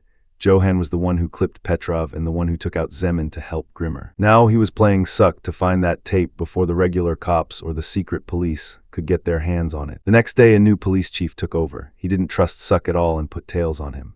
Suk met up with Grimmer, who said, "Let's go to the bank, bring the key." They were being watched from every angle. The regular cops, the secret police, and Johan were all shadowing them. They opened the box, found the files, and started the tape. It was a recording of young Johan sounding like he was drugged. He started reciting the story of the monster without a name. He said, "I was reading this book while waiting for you to come. Ever since I got to Kinderheim, I've been scared that the monster inside me would grow too big to control." Grimmer didn't quite get it, but he felt uneasy. He cut the tape and told Suk, "I can't listen to the rest right now. You keep it. Give me your address and I'll come by later to finish it." Grimmer had a bad feeling about Suk's safety, and he was right. When Suk got home, the two inspectors tailing him barged in. "We know your mom is sick in the hospital and that a huge chunk of change just hit your bank account. We think you're a mole for the secret police. We're tossing the place." They found a bag of poisoned candy, the same kind Johan used on Patera, and tried to bust him. Suk went to change his clothes, but when he came back out, both inspectors were dead. Johan had taken them out to keep the tape from falling into their hands, not realizing Suk still had it. Originally, Johan planted the candy to get Suk arrested, but he pivoted once he realized Suck was his ticket to the tape. Grimmer arrived just in time to see Johan leaving. He thought, that's the girl who killed Petrov and saved me from Zeman. Terrified, he slipped past Johan and found Suck standing over the bodies in shock. Grimmer grabbed him and they made a run for it. Suck stashed the tape with his sick mother at the hospital and kept moving. Since the inspectors were found dead in his apartment, Suck became the prime suspect in a double murder. Tenma, meanwhile, was investigating the secret police and saw the news about Suck. He tracked down Suck's mother at the hospital. She was out of it because of her illness, but she let slip where Suck was hiding. Tenma didn't know about the tape, so he left to find Suck. Suck and Grimmer were holed up together when the secret police found them. They started sniping at Suck through the window, wounding him. Grimmer grabbed Suck's gun and tried to return fire, but they were pinned down. Suck was losing blood fast. Suddenly, Grimmer snapped. His second personality took over, the same one that saved him from Zeman. He went berserk and took out all the secret police agents in the building. Tenma arrived just as a secret police sniper was about to finish Suck off. Tenma took the sniper out first. When Tenma got inside, he found Grimmer covered in blood. Grimmer looked at him and said, "My other self saved me again. It saved me from Zeman and it just saved me now. I killed them all. Please save Suck." Tenma did what he could to patch Suck up. Grimmer explained, "I call that side of me the Magnificent Steiner, after a cartoon I watched as a kid. It didn't show up until I was sent to Kinderheim 511. That's where they taught me to be heartless, and that's when he was born." Tenma told him they needed an ambulance for the guys Grimmer beat up too. They called it in, Suck was taken to the hospital, and Tenma and Grimmer went into hiding. Tenma asked, "When were you at Kinderheim?" Grimmer sighed, "When I was a kid, but my memories are all a blur, just darkness. Things only started getting clear when I was 14 and they moved me to school to train me as a spy. They even gave me the name Grimmer. Anyway, we need to check on Suck." They headed back to the hospital where Suck was recovering. Tenma and Grimmer found out the secret police had moved Suck to one of their own private medical facilities. As they left the hospital, Grimmer filled Tenma in on the files and the tape from Petrov's safe. Suddenly, a secret police officer intercepted them. "Follow me if you ever want to see Suck again." He took them to a high-ranking official named Rank. Rank cut straight to the chase. "Hand over the files and the tape. I've got a buyer in Berlin ready to pay top dollar. In exchange, I'll give you Suck." Grimmer wasn't having it. "Those files are about the experiments at Kinderheim 511. I was one of those kids. I'm not handing over the only thing that might explain why my memory is a total blank." Rank pulled out a photo. "My nephew was in Kinderheim too. I sent him there after his parents died thinking it was a good orphanage." Grimmer snapped, "And you're still willing to sell out the evidence of what they did to him?" Rank shrugged. "Business is business. Think about it and let me know." As they left, Grimmer froze. A memory hit him. He turned back to Rank. "I remember now. I remember your nephew. He was with me in Kinderheim. His name was Reinhardt. He loved Coco and he loved bugs. He used to tell me stories about his life and I'd tell him mine. We did that because the experiments were wiping our memories. We had to remind each other who we were so we wouldn't disappear. Your nephew was my friend, and I remember everything he ever told me about himself." Rank actually looked shaken for a moment. He told Grimmer, "Fine, I'll give you until tomorrow to decide." Meanwhile, Anna and Dieter arrived in Prague. People kept staring at Anna. She didn't realize Johan had been running around town disguised as her. She and Dieter headed to the Three Frogs. As she walked up the stairs, the memories started flooding back. "I was here. I used to read the monster book here, or maybe someone read it to me while we waited. It's all so fuzzy." The next day, Rank met Tenma and Grimmer. Grimmer laid it all out. "I talked to a guy at the inn. Years ago, a mother and a son lived there. One day a black car took them away and they never came back. I think that was Johan's family, and I think the secret police were the ones who snatched them." "What did you guys do with them?" Rank claimed he didn't know, but he mentioned a man named Franz Bonaparte, a high-level, low-profile captain who was the mastermind behind many secret police ops. Apparently Bonaparte was the one who actually wrote the monster without a name book. Rank had a change of heart. "Forget the sale. I'm with you guys. Let's listen to that tape." They went to the hospital to see Suck's mom and got the tape. They listened to the part Grimmer had heard before, but then it continued. Young Johan's voice said, "The experiments here make me forget, and I don't want to forget Anna." Suddenly, the tape cut to adult Johan's voice. "I got to Suck's mom before you did. I wiped the rest of the recording and left this message instead." Tenma was furious. Johan had pulled the rug out from under them again. Meanwhile, Lunge was in Prague on vacation. He met with the local police chief, Nebela, and asked him to have the monster book translated. Lunge started poking around Suck's case and found out about the blonde girl Suck had been seeing. He even tracked down the publishing house and confirmed Franz Bonaparte wrote the book. Nebela called Lunge with the translation of the final line. The monster finally had a name, Johan, but there was no one left to call him by it. Lunge's eyes widened. Johan. While all this was going on, the orphans from Petrov's place heard the news that Grimmer was being framed for the murders. They decided to find the blonde girl themselves to clear his name. One of the kids, Milos, actually found Johan. Johan sat the boy down and started working on his head just like he was looking in a mirror. "Does your mom really love you? Why are you looking for her? If she wanted you, she'd be here. Come with me, I'll take you to her." Grimmer went to check on the kids and realized Milos was missing. He and Tenma rushed to the neighborhood where Johan was spotted. People pointed them toward the blonde girl's place, but it was empty. Tenma said, "Johan's got him." Grimmer looked at Tenma, his face empty. "I should be scared for Milo's, but I feel nothing. Kinderheim drained me. When my own son died, I didn't even cry. My wife left me because I'm a hollow shell." Tenma put a hand on his shoulder. "The fact that you're trying to save this kid proves you still have a soul. We need to find Milo's. He's likely at the red light district. That's where his mom used to work." At sunset, Johan took Milo's to the red light district. He pointed at the street and said, "Go find your mom. If she recognizes you, stay with her. But I'm telling you now, nobody wants you, not even her." Milo's walked into the dark street alone. Milo's hit the streets and saw things that shattered him. The trauma of the red light district and the cold reality of his mother's life made him feel like he was a mistake, like he shouldn't even exist. He was on the verge of ending it all when Tenma and Grimmer burst onto the scene. Grimmer lunged for him, pulling him back from the edge. Seeing the hollow look in the kid's eyes, Grimmer pulled him into a tight embrace and choked out, "Don't you ever do that again. If your mother doesn't want you, it doesn't matter. We all do." For the first time, Grimmer's emotional dam broke and he wept. The next day, Lunge was still on the warpath. He'd figured out the secret police's structure and exactly where they were stashing Suck. He marched into the hospital, but Suck wouldn't give him a thing. On his way out, Lunge cornered a secret police agent and said, "Take me to Rank. Tell him I want to talk about the Red Rose Mansion." Lunge sat across from Rank and laid his cards on the table. "My investigation into the secret police brought up two names, France Bonaparte and the Red Rose Mansion. Give me the dirt." Rank admitted Bonaparte was a secret police asset and the author of the book, but his current whereabouts were a mystery. As for the mansion, it was an old secret police playground, used as a black site for political prisoners and terrorists until a mass escape left it vacant. Lunge told him, "I went there. In a room on the second floor, there's a wall built differently from the rest. Someone's hiding something behind it." Rank's face went cold. "Behind that wall, you'll find real danger." Lunge didn't hesitate. He went back to the mansion, tore down the wall, and found a hidden room that reeked of disinfectant. A lot of people died in here, he thought. On the wall hung a portrait of a woman. Lunge remembered seeing sketches of her at the publishing house. Bonaparte had drawn her, often with two twins by her side. While Lunge was digging through the past, Tenma was doing the same. He tracked down a former editor of Bonaparte's. The editor described Bonaparte as a brilliant but terrifying man, a psychiatrist with a master's degree. 10 years ago, he came to me, the editor recalled. He wanted to write a story about a monster falling in love with a girl. I turned it down. He just laughed and said, "How about a story about a door that must never be opened?" and walked out, never saw him again. Tenma thanked him and left, but the editor recognized Tenma from the news and immediately called the Czech police to snitch. Tenma met up with Grimmer. Grimmer told him, "I'm sending a letter to the cops taking the fall for Petrov, Zeman, and the inspectors. It'll clear Suck's name. After that, I'm going off the grid." Tenma warned him he'd be a fugitive forever, but Grimmer just smiled. "I'm used to living in the shadows." They said their goodbyes. Shortly after, Tenma stopped to help an injured child in the street, but the Czech police swarmed him and made the arrest. Back in Germany, Schuwald and Reichwein were comparing notes. Schuwald revealed that Margit Langer had told him her friend lived at the Three Frogs.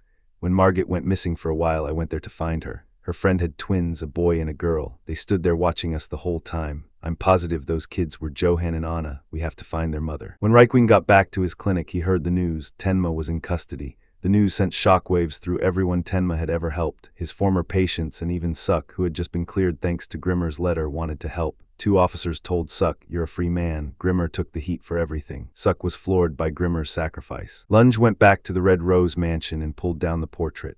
Behind it, he found a love letter from a monster to a beautiful girl. The letter said she had left him the most beautiful thing in the world, the twins, and promised that one day he would give her back her old name. Lunge was baffled. Soon after, he got word that Tenma was being extradited to Germany to stand trial. In prison, Tenma was a stone wall, refusing to answer any questions. One day, a fellow inmate named Milok collapsed. The prison dock was out, so they called Tenma. Tenma realized Milok was faking it. "Why the act?" Tenma whispered. Milok replied, "To get to the hospital and break out. I've escaped a dozen times and I'll never stop trying." Tenma realized he couldn't give up either. He had to expose Johan. He finally started talking to the investigators, telling them the whole story. A high-profile lawyer named Verdeman showed up, sent by Schuwald and Tenma's former patients. Verdeman told Tenma, "My father was framed and died in prison. I don't let innocent people go down. Tell me everything." After hearing the story, Verdeman promised to bring in a colleague named Ball if he couldn't make it back. Verdeman then met with Reichwein and realized they needed a star witness, Eva Heinemann, Tenma's ex-fiancée. Reichwein tried to convince her to testify, but Eva was bitter and refused. Verdeman was supposed to meet Tenma, but his wife went into labor, so he sent his colleague Ball instead. When Tenma saw Ball, he nearly jumped out of his skin. It was Roberto. Roberto sneered at him. "That bullet you put in me at the library, it hit me, but it didn't finish me. By the way, Verdeman has no clue who I am. He thinks I'm just a lawyer named Ball. I'm here to tell you that I'm going to find Eva and kill her." She knows way too much and she's seen Johan's face. Tenma knew he had to break out immediately. He faked an illness and went to the prison clinic to find Mylok. He told him, "I'm in, let's get out of here." Mylok told him the escape was going down in 5 days. Meanwhile, Verdeman tried one last time to get Eva to testify, but she refused. She still wanted to see Tenma rot in a cell. To speed things up, Tenma confessed to all the murders so he could be transferred to the same federal prison as Mylok. Verdeman and Reikween were stunned by the confession and tried to see him, but Tenma shut them out. Verdeman went back to Eva's hotel, desperate. He left his number and Ball S. Roberto's number, begging her to change her mind. Eva finally broke. She wandered the streets, remembering her life with Tenma, and decided to testify. She tried calling Verdeman, but he didn't pick up. In a move that sealed her fate, she called Roberto. Not knowing who he really was, she gave him her location. Roberto immediately geared up to go finish the job. The day of the transfer arrived. Mylok's plan was for his brother, Gustav, to jump in front of the transport van to stop it, then use a gun to hold up the guards. Gustav was there with his girlfriend, Helene, but the plan went sideways. The driver didn't stop, he hit Gustav. The guards hopped out to check the body and ordered Tenma to examine him. Seeing Gustav in bad shape, Mylok thought it was over. But Tenma grabbed Gustav's gun, held up the guards, snatched the handcuff keys, and they made a run for it. They piled into Helene's car, dropped Gustav off at Tenma's old hospital, and Tenma split up from them to find Eva. Eva realized something was wrong the second she heard Roberto's voice. She fled back to her room and found a cigarette butt in the ashtray. Roberto had already been inside. Terrified, she went on the run. Tenma started hunting for her, hitting up bars until he found her hotel. He swiped a coat to hide his face and found out she was in room 402, but she was already gone. Tenma was searching. Lunge tracked down Verdeman. "If you're here for Tenma, I don't know where he is," Verdeman snapped. Lunge replied, "I'm here for you. I found out France Bonaparte has many aliases like Klaus Pop, and he was extremely close with your father. They used to meet at the Red Rose Mansion. I know your father was accused of being a spy for the secret police and died for it. You proved his innocence, but I don't care about that. I want the truth about Bonaparte. Here's my number." After Lunge left, Tenma ambushed Verdeman at gunpoint and forced him into his car. "Where's Roberto? I know Ball is Roberto and you two have Eva," Tenma shouted. Verdeman slammed on the brakes. "I don't know a thing about Ball. I don't trust anyone. After I proved my father was innocent, I found his secret diary. It was full of codes. He was a spy. He did work for the secret police. I trust no one now." Tenma realized Roberto didn't want you, he wanted that diary. Verdeman took Tenma to his house, but it was tossed. Roberto had been there looking for the book. Roberto left a fake lead for Tenma, saying Eva was at the Red Rose Mansion. Verdeman pulled the diary from a hidden spot, gave it to Tenma, and Tenma took off for the mansion. Meanwhile in Prague, Anna and Dieter were still at the Three Frogs. Anna's memories were clicking into place, leading her straight to the Red Rose Mansion. They went up to the second floor and found the room where Lunge had broken down the wall.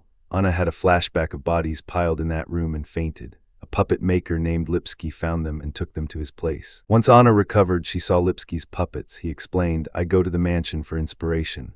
Most of my puppet shows are based on books by a guy named France Bonaparte." Anna froze at the name. Lipsky continued, "When I was a kid, I was one of the children who attended reading seminars held by Bonaparte at the Red Rose Mansion." Lipsky started explaining the reading seminars to Anna. Bonaparte would read us his books and ask if we understood them. As Anna listened to the plots, her blood ran cold. Johan was recreating these twisted stories in real life. One book, The Ruler of Peace, was about a king who spent his life making people happy but never looked in a mirror. One day, a boy named Johan gave him a hat. When the king looked in the mirror to see the hat, he saw a demon. The demon said, "I am you and you are me." Anna realized, that's us. Johan is the demon, and I'm the ruler who can't decide whether to stay good or turn into a monster. While Anna was spiraling, the real Johan returned to the Red Rose Mansion. He stared at the portrait Lunge had found and whispered, "I'm back, mother." He shed his Anna disguise and spoke to the empty air as if his sister were there. "I am you, and you are me." Then he doused the room in gasoline and torched the mansion, erasing the evidence of his birth. The fire triggered Anna's deepest suppressed memories of the Liebert family, the couple who took them in before the hospital incident. They had a peaceful life until a visitor arrived. Anna remembered walking in to find Johan had slaughtered the Lieberts. He told her, "A monster visited us today," handed her the gun and said, "Shoot me in the head, then wipe the gun and throw it out the window." She did exactly what he asked. That was the night Tenma saved Johan's life. The weight of the memory caused Anna to black out again. Tenma arrived at the mansion just as the smoke was clearing. The police had unearthed something horrifying beneath the floorboards, 46 skeletons. While Tenma watched the recovery, 2 of General Wolf's men grabbed him. Wolf was on his deathbed and finally showed Tenma some respect. "Those 46 people died because of the experiments in that mansion," Wolf wheezed. "I think Johan was born there. I found the twins at the border. They had no names. I named him Johan after the name I saw in that storybook he was carrying. Listen, if you want Eva, she's with the neo-Nazi organization I used to lead. There are 2 leaders left. She's with them." Then the general flatlined. Back with Lipsky, the puppet maker had grown incredibly attached to Anna. He even made a doll in her likeness. When she and Dieter prepared to leave, he was heartbroken. Someone knocked on his door. He hoped it was Anna, but it was Lunge. Lunge looked him dead in the eye and said, "I know your secret. You're France Bonaparte's son." Lipsky turned white. Meanwhile, Eva was indeed being held by the far-right organization. One of the leaders, Kapik, wanted to use her as a Johan detector since she was one of the few people who could recognize his face. Kapik assigned a bodyguard to her named Martin. Martin was a cynical guy who hated working with women because his ex had cheated on him. At first, he saw Eva as just a pathetic drunk. But as Eva bought them expensive clothes to blend into high society parties, where Johan was rumored to be lurking, Martin started to soften. He listened to her story and her fear of Roberto, and he swore to protect her. Tenma eventually tracked Martin down at a restaurant and asked about Eva. Martin, thinking Tenma was another threat, beat him up and refused to talk. At a gala, Eva finally spotted Johan. She pointed him out to Kapik, who approached Johan along with a young protege named Christoph Sivarnish. Once the identification was done, Kapik didn't need Eva anymore. Martin went to dinner where Tenma ambushed him at gunpoint. "Eva's job is done," Tenma warned. "That means she's a loose end. Kapik is going to have her killed." Tenma was right. When Martin returned, Kapik ordered him to dispose of Eva. Martin couldn't do it. "Let's run," he told her. Eva looked at him sadly. "I can't. I still love Tenma." Regardless, Martin stashed her in a safe hotel. The next morning, he found a note from Tenma with an address in case he needed help protecting her. Martin ignored it and decided to confront the source, Johan. Martin tracked down Christoph, who was waiting for Johan. Christoph started picking apart Martin's psyche like a surgeon. "I know all about you. Your girlfriend didn't just cheat. She begged you to kill her, and when you couldn't, she committed suicide. And your mother, she died in the cold because you listened to her and left her on the street. You help people die, Martin. Let Eva die too. She wants it." Martin was shaken to his core. He walked away, even passing Johan without a word. He went back to Eva intending to kill her, but he just couldn't. He saw 5 of Kapik's hitmen moving in. He told Eva to run. "I'll meet you at Frankfurt Central Station," she cried. "Don't you dare die." Eva escaped just as the hitmen closed in on Martin.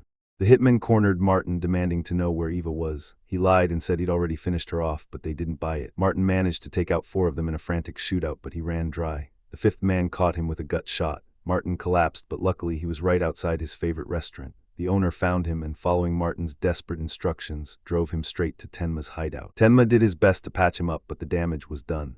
With his dying breath, Martin warned him, "The experiments from the Red Rose Mansion, they're still happening. Kapik was one of the survivors, and he's trying to control Johan. He set Johan up with a kid named Christoph. Watch out for him. He's just as dangerous as Johan. I left you his address. Eva is at Frankfurt Central Station. Get her out of here." Then Martin was gone. Tenma was devastated. He found Eva at the station and broke the news. She was crushed. Sitting in a cafe later, a sobered-up Eva told Tenma, "No more booze." Martin hated it. "I'm so sorry for everything I put you through. I didn't deserve him, and I don't deserve your help." Tenma told her to head to Munich and stay with Dr. Reichwein for protection. She boarded the train, but halfway there, she remembered Kapik mentioning Johan's current address. Revenge outweighed fear. She got off the train, bought a gun, and decided she was going to end Johan herself. Back in Prague, Suck and Verdeman teamed up to interview 5 witnesses who had attended the reading seminars as children. They described the sessions as hypnotic. Bonaparte's voice made them feel like they were in another world, almost drugged. Verdeman also learned the truth about his father. He had been a regular at the mansion, but one witness remembered him as a good man who actually helped a child escape the evil place. This realization gave Verdeman a bit of peace as the investigation continued. Meanwhile, Anna was back at the Three Frogs. Memories of the black car taking Johan and her mother away to the mansion flooded back. She remembered staying behind at the inn, reading the monster book and waiting for him. The trauma made her scream, but Dieter grabbed her. "You don't have to face the past alone. Let's go back to Dr. Reichwein's and rest." They returned to Munich and met with Karl and Lot. Reichwein mentioned a letter from Tenma asking him to look after everyone, but he noted that Eva never showed up. Karl used his resources to track the letter back to Frankfurt. Anna realized she couldn't run anymore. She asked Reichwein to take her to see Ruddy for a deep hypnotic session. Under hypnosis, the pieces fit. Her father was a soldier who was killed, and her mother was an anti-government activist who fled with the twins to the inn. But suddenly, Anna's personality shifted. She became cold and aggressive, nearly choking Ruddy before he snapped her out of it. 2 days later, she was gone, leaving a note saying she was heading to Frankfurt to save Tenma and end the nightmare. In Frankfurt, Tenma was tailing Kapik when the cops spotted him. He ran, got clipped by a car, and blacked out. He woke up in an apartment in the Turkish quarter. A Czech dentist named Milan had saved him. Milan's home was a refuge for immigrants of different nationalities. Tenma noticed photos and dossiers on Kapik all over the room. Milan didn't mince words. "I'm going to kill him." In 1989, Kapik fled Czechoslovakia and became a teacher in Germany. Every kid he taught either killed themselves or became a violent predator. My son was one of them. Before he died, he said he wanted to go back to the reading seminars. Kapik disappeared, joined the far right, and now he's a power player. He's the one who ordered the fire in the Turkish quarter because he's a racist zealot. He killed the 5 leaders of our opposition committee. The families you see eating dinner outside are their survivors. I'm going to end him. The next morning, Milan prepared to make his move, but Tenma had hidden his gun. You have a family here now, Tenma argued. Don't throw your life away. Milan looked at him sadly. There's something I didn't tell you. Kapik and I were childhood friends, but as he grew up, he changed. He told me that Milan had told Tenma that he was the one who helped Kapik escape Czechoslovakia in 1989. I'm the reason he's here, Milan said, so I have to be the one to end him. He took his gun and headed for Kapik's conference. He tried to make his move, but the guards were faster. They gunned him down before he could get close. Tenma and Anna both saw the news on TV. When Anna saw Kapik's face, she realized that's the man who took Johan from the inn and brought him to the Red Rose Mansion. Meanwhile, Detective Weissbach was on his very last day before retirement. He was assigned to transport a high-security inmate named Dinger. During the drive, Weissbach asked how he became a killer. Dinger explained that 11 years ago he saw a man beating a dog and snapped. A boy and his twin sister, who had escaped from a hospital, lied to the cops to protect him. He took them in for a few days. The boy hated the world, Dinger said. He told me everyone was stupid and deserved to die. His words stuck with me. I started killing because of him. Weissbach didn't realize it then, but those kids were Johan and Anna. At another prison, Ruddy was talking to 2 inmates who had been following instructions left by someone at Grisham Park. They demurdered 2 people on those orders. Ruddy and Weissbach eventually compared notes and realized Johan was the puppet master behind all these crimes. He was cleaning house for the organization. Inside the far-right organization, the boy, the high-ranking assistant, told Kapik he was terrified of Johan and Christoph. Kapik waved him off. Christoph's father is a legend in this organization. He's going to lead us. But when the boy confronted Christoph, Christoph laughed him off. That night, the boy was murdered in his room on Johan's orders. Kapik was now losing his mind with fear. He fled his home, accidentally killing one of his own guards in a panic. When he reached his safe house, Johan was already there waiting. Kapik trembled. Why did you kill the boy? That wasn't the plan. Johan looked at him coldly. The plan is fine. I realized the monster I thought was inside me is actually outside. It's France Bonaparte. He's alive, and you're going to help me find him. Kapik tried to play a card. I know where your sister is. My guards are with her right now.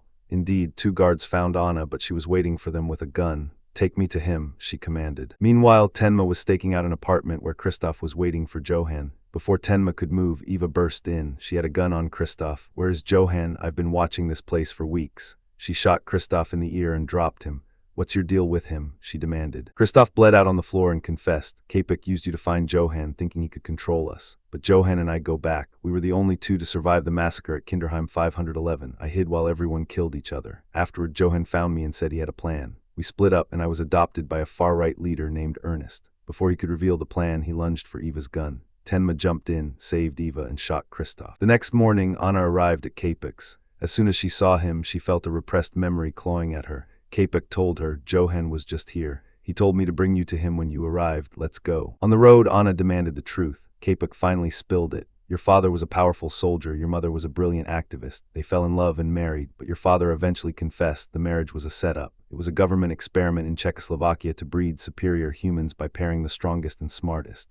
They wanted to take the children to raise them as perfect citizens. Your father tried to run away with your mother, but he was caught and executed. Your mother was sent to a hospital where a man named France Bonaparte visited her constantly, sketching her. He was the mastermind. She told him her children would grow up to kill him. After you were born, Bonaparte and I came to take you. Anna stared at him, horrified. And then what happened? Kapik sighed, unfortunately.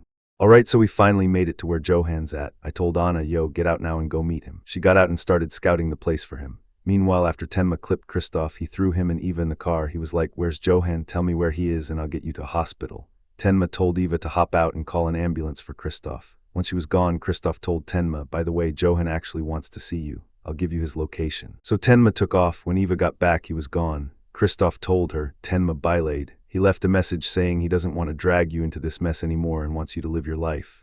Eva just broke down crying. At the same time, Anna was still looking for Johan inside that place. She started flashing back to the past, back when Johan was taken from the Three Frogs Inn to the Red Rose Mansion. He managed to escape and get back to her. After they reunited, they burned that inn to the ground and ran for it. On the road, they met this couple and stayed with them for a bit. Johan told Anna, don't worry, I got a plan. She trusted him, but then Johan went ahead and murdered the couple they were staying with. Back to the present, Anna finally finds Johan standing right there. She pulled her piece on him and Johan started talking. He told her what happened after he was snatched from the inn. He said Bonaparte and Kapik were the ones who took him to the Red Rose Mansion. Bonaparte locked him in a pitch-black room for days. He didn't do anything but eat. It was one of Bonaparte's twisted experiments to see how much he could take. When he finally let him out, people were cheering him on, calling him their successful experiment. Then they all started drinking, but the booze was poisoned. Everyone dropped dead except Bonaparte because he's the one who spiked it. Those 46 people were the skeletons the cops found under the mansion. Bonaparte killed them because they were the only ones who knew the truth about his project. After they died, Johan booked it out of there, hurt his hand, but kept running until he got back to the inn and Anna found him. When Anna heard this, she called BS. She was like, "You're lying, you weren't the one at the mansion, it was me. I'm the one who saw those 46 people die." As he was talking, it all clicked for her. Right then, Tenma showed up. He heard a gunshot, rushed in, but Johan was gone. He found Anna on the floor about to turn the gun on herself, so he grabbed it from her.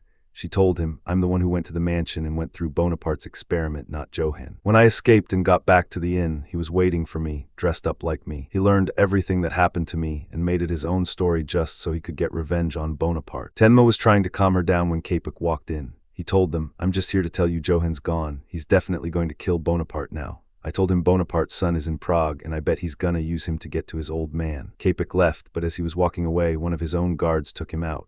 Turns out Kapik had accidentally killed one of the other guards the day before, and they weren't having it. The next day, Johan went to one of his goons, the guy he used for hits before, and killed him too. He walked out saying, "Now I know where I'm going." Meanwhile, Lunge made it to a town called Ruhenheim. He'd found out from Lipsky, Bonaparte's son, that Bonaparte might be there. He checked into a hotel and chatted with the owner, Bobby. He found out Bobby runs the place alone with the help of a kid named Wim. Wim took Lunge's bags up, and then Lunge went to sit in the lobby with an old couple staying there. By total coincidence, Grimmer showed up and booked a room too, since he was also in town.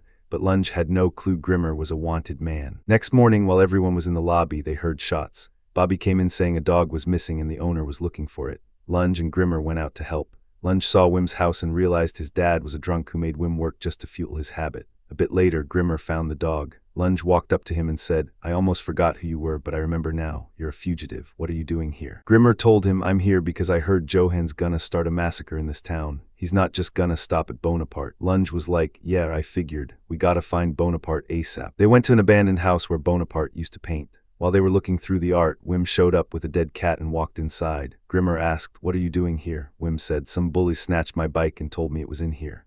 Grimmer told him, "Nah, they lied to you. I saw your bike in the woods." While they were talking, Lunge looked behind them and saw a ton of paintings of Johan and Anna. He was weirded out, but kept searching with Grimmer. While all that was going down, there was this couple in town, Henning and Franca. They just hit the lottery and were super hyped, but they were also paranoid about getting robbed. Henning went out to buy some guns for protection. When he got back, he asked Franca, "Does anyone else know we won?" She said, "Yeah, this guy Conrad saw me entering and even gave me a lucky number to use." Henning grabbed Franca and they went to see Conrad, but they found him dead. They started panicking. Lunge and Grimmer were still searching, and Lunge said, "We're out of time. Johan's gonna start killing everyone in town soon." And he was right. Johan had already started. That old couple at the hotel, they were working for Johan. They went to Wim while he was being bullied and handed him a gun to kill them.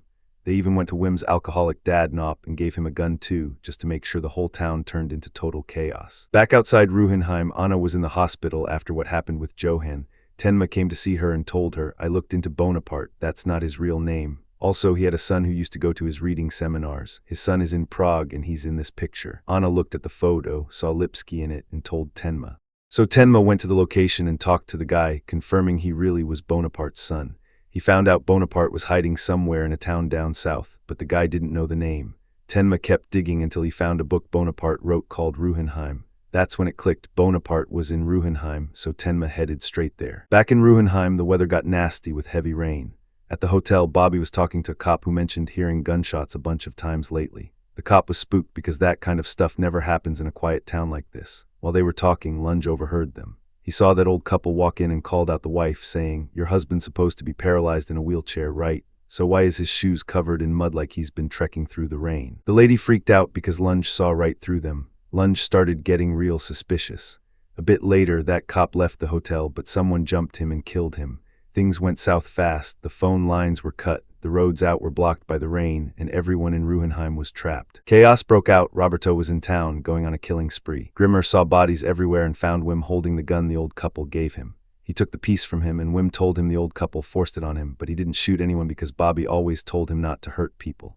Grimmer took Wim back to the hotel and grilled the couple who put you up to this. They were terrified and said, We don't know his name, but he looks like our grandson. He told us to do it, so we did. Bobby spoke up then and said, leave them alone. Whoever's behind this is coming for me. Lunge looked at him and said, that's right, because you're France Bonaparte. You've been hiding here as Klaus Pop. When Grimmer realized Bobby was actually Bonaparte, he went off. He said, I'm one of the kids you messed up. I was at Kinderheim 511, the orphanage you built to finish your perfect child experiment. Everything that happened and everything that's gonna happen is on you. You tried to start over and play nice with the locals here, but Johan isn't gonna let you off the hook. He's here to kill everyone who thinks you're a good guy, so no one forgets the monster you really are. You literally built a monster, and now that monster is coming for revenge. Lunge added, Johan won't stop there. He's gonna erase anyone who knows a thing about him so he can stay a ghost, a myth that nobody has ever seen or heard of. Bonaparte just said, I'm ready to die. I don't even know how to make up for what I did. Grimmer asked the old couple where the mastermind was. They didn't know exactly where Johan was, but they knew which hotel Roberto was camping out in. Right then, Henning and Franca showed up with the guns Henning bought.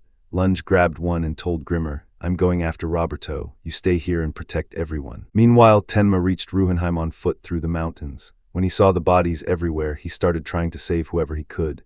And he wasn't the only one. Anna, after getting out of the hospital, was with Ruddy, Reikween, Eva, and Dieter.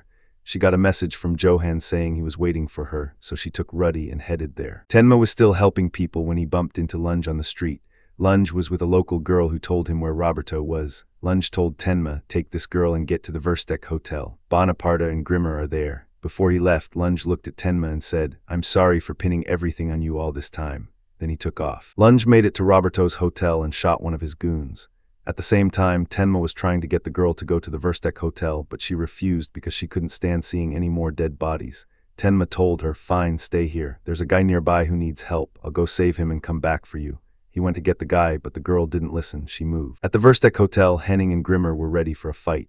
Suddenly, 4 of Johan's followers opened fire on the hotel with machine guns from the building across the street. Henning got hit bad, Franca was wounded, and the old couple was killed in the crossfire. Grimmer hurried Bonaparte, Wim, Henning, and Franca down to the basement. He told them, in situations like this, a stronger personality comes out, the magnificent Steiner. I'm going out there to take those guys down. Bonaparte told him, during my experiments, I saw kids like you who developed split personalities because of the stress, but most of them ended up taking their own lives. I don't know how you're still standing. Grimmer didn't say a word, he just walked out. He stood at the hotel door and saw the girl who was with Tenma running toward the hotel for cover, but before she could make it, she was gunned down. That pushed Grimmer over the edge.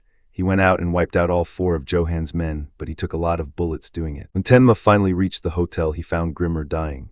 Grimmer told him, I killed those 4 myself. Steiner didn't even have to come out. Here, take this. It's a note Lunge left with me. He found it at the Red Rose Mansion. And that guy behind you, that's Bonaparte. Don't let him die. Then Grimmer started crying. He told Tenma, I'm not crying because I'm dying. I'm crying because I didn't even shed a tear when my own son died. My feelings were gone back then, but now they're back. I can finally cry for him before I go. A moment later, Grimmer stopped talking and passed away. Wim started screaming and Bonaparte broke down because he knew he was the reason for all this pain. After Grimmer died, Bonaparte told Tenma, let's go find Lunge and help him. Tenma agreed. On the way, Tenma confronted him about the note Grimmer gave him. Bonaparte admitted it was a letter titled to the monster with no name. He sent it to Johan and Anna's mom because he fell in love with her and the kids. He said he killed everyone who knew about the experiment, including the 46 people at the mansion, just to protect them. But Johan and Anna escaped anyway, and then he heard from. Bonaparte told Tenma how he saw the news about the Lieberts getting murdered. He went to visit them right after, but Johan, thinking the Lieberts were in on some plot with Bonaparte, killed them to protect himself and Anna. After he left Kinderheim 511, Johan turned into a straight-up monster. He hated humanity and wanted everyone dead, even the people who took him in and treated him like family. By the time Bonaparte finished his story, they were almost at the hotel. Lunge was already inside, clearing Roberto's room, but it was empty. Suddenly, Roberto came out of nowhere and clipped Lunge with a shot. Lunge went down and Roberto stood over him to finish the job, but Lunge wasn't having it. He managed to shoot Roberto back through a chair. He demanded to know who he was and where Johan was hiding. Roberto finally cracked. He said, I was one of the kids at Kinderheim. I lost all my memories until I met Johan. He's the one who helped me remember who I really am. My name is Adolf Reinhardt. Turns out Roberto was actually Grimmer's old buddy from the orphanage and the nephew of the Czech secret police chief. Roberto tried to choke the life out of Lunge, but Lunge overpowered him and held him at gunpoint. Meanwhile, Anna and Ruddy reached the Verstek Hotel. When Wim saw her, he was like, yo, you're one of the twins from those paintings I saw with Grimmer and Lunge. Anna was confused, but she got the location of the house from him. She and Ruddy rushed there and saw the paintings Bonaparte did of her and Johan. It all started coming back to her. She realized the experiments were designed to wipe kids' memories and brainwash them through those reading seminars. Johan started seeing her experiences as his own. He thought he was her just to protect her. She told Ruddy Johan was here. He's probably heading back to town to end everything. We gotta go. Back at the hotel, Tenma and Bonaparte were there when Wim told them Anna had been looking for them. Suddenly, Johan stepped out of the shadows. Everyone froze. Tenma leveled his gun, but Bonaparte stepped in front of him, wanting to be the one to pull the trigger. But Roberto, who was barely hanging on, showed up and gunned Bonaparte down first. Roberto collapsed next to him, bleeding out from the wound Lunge gave him. He looked at Johan and said, I just wanted to see the scenery of the doomsday.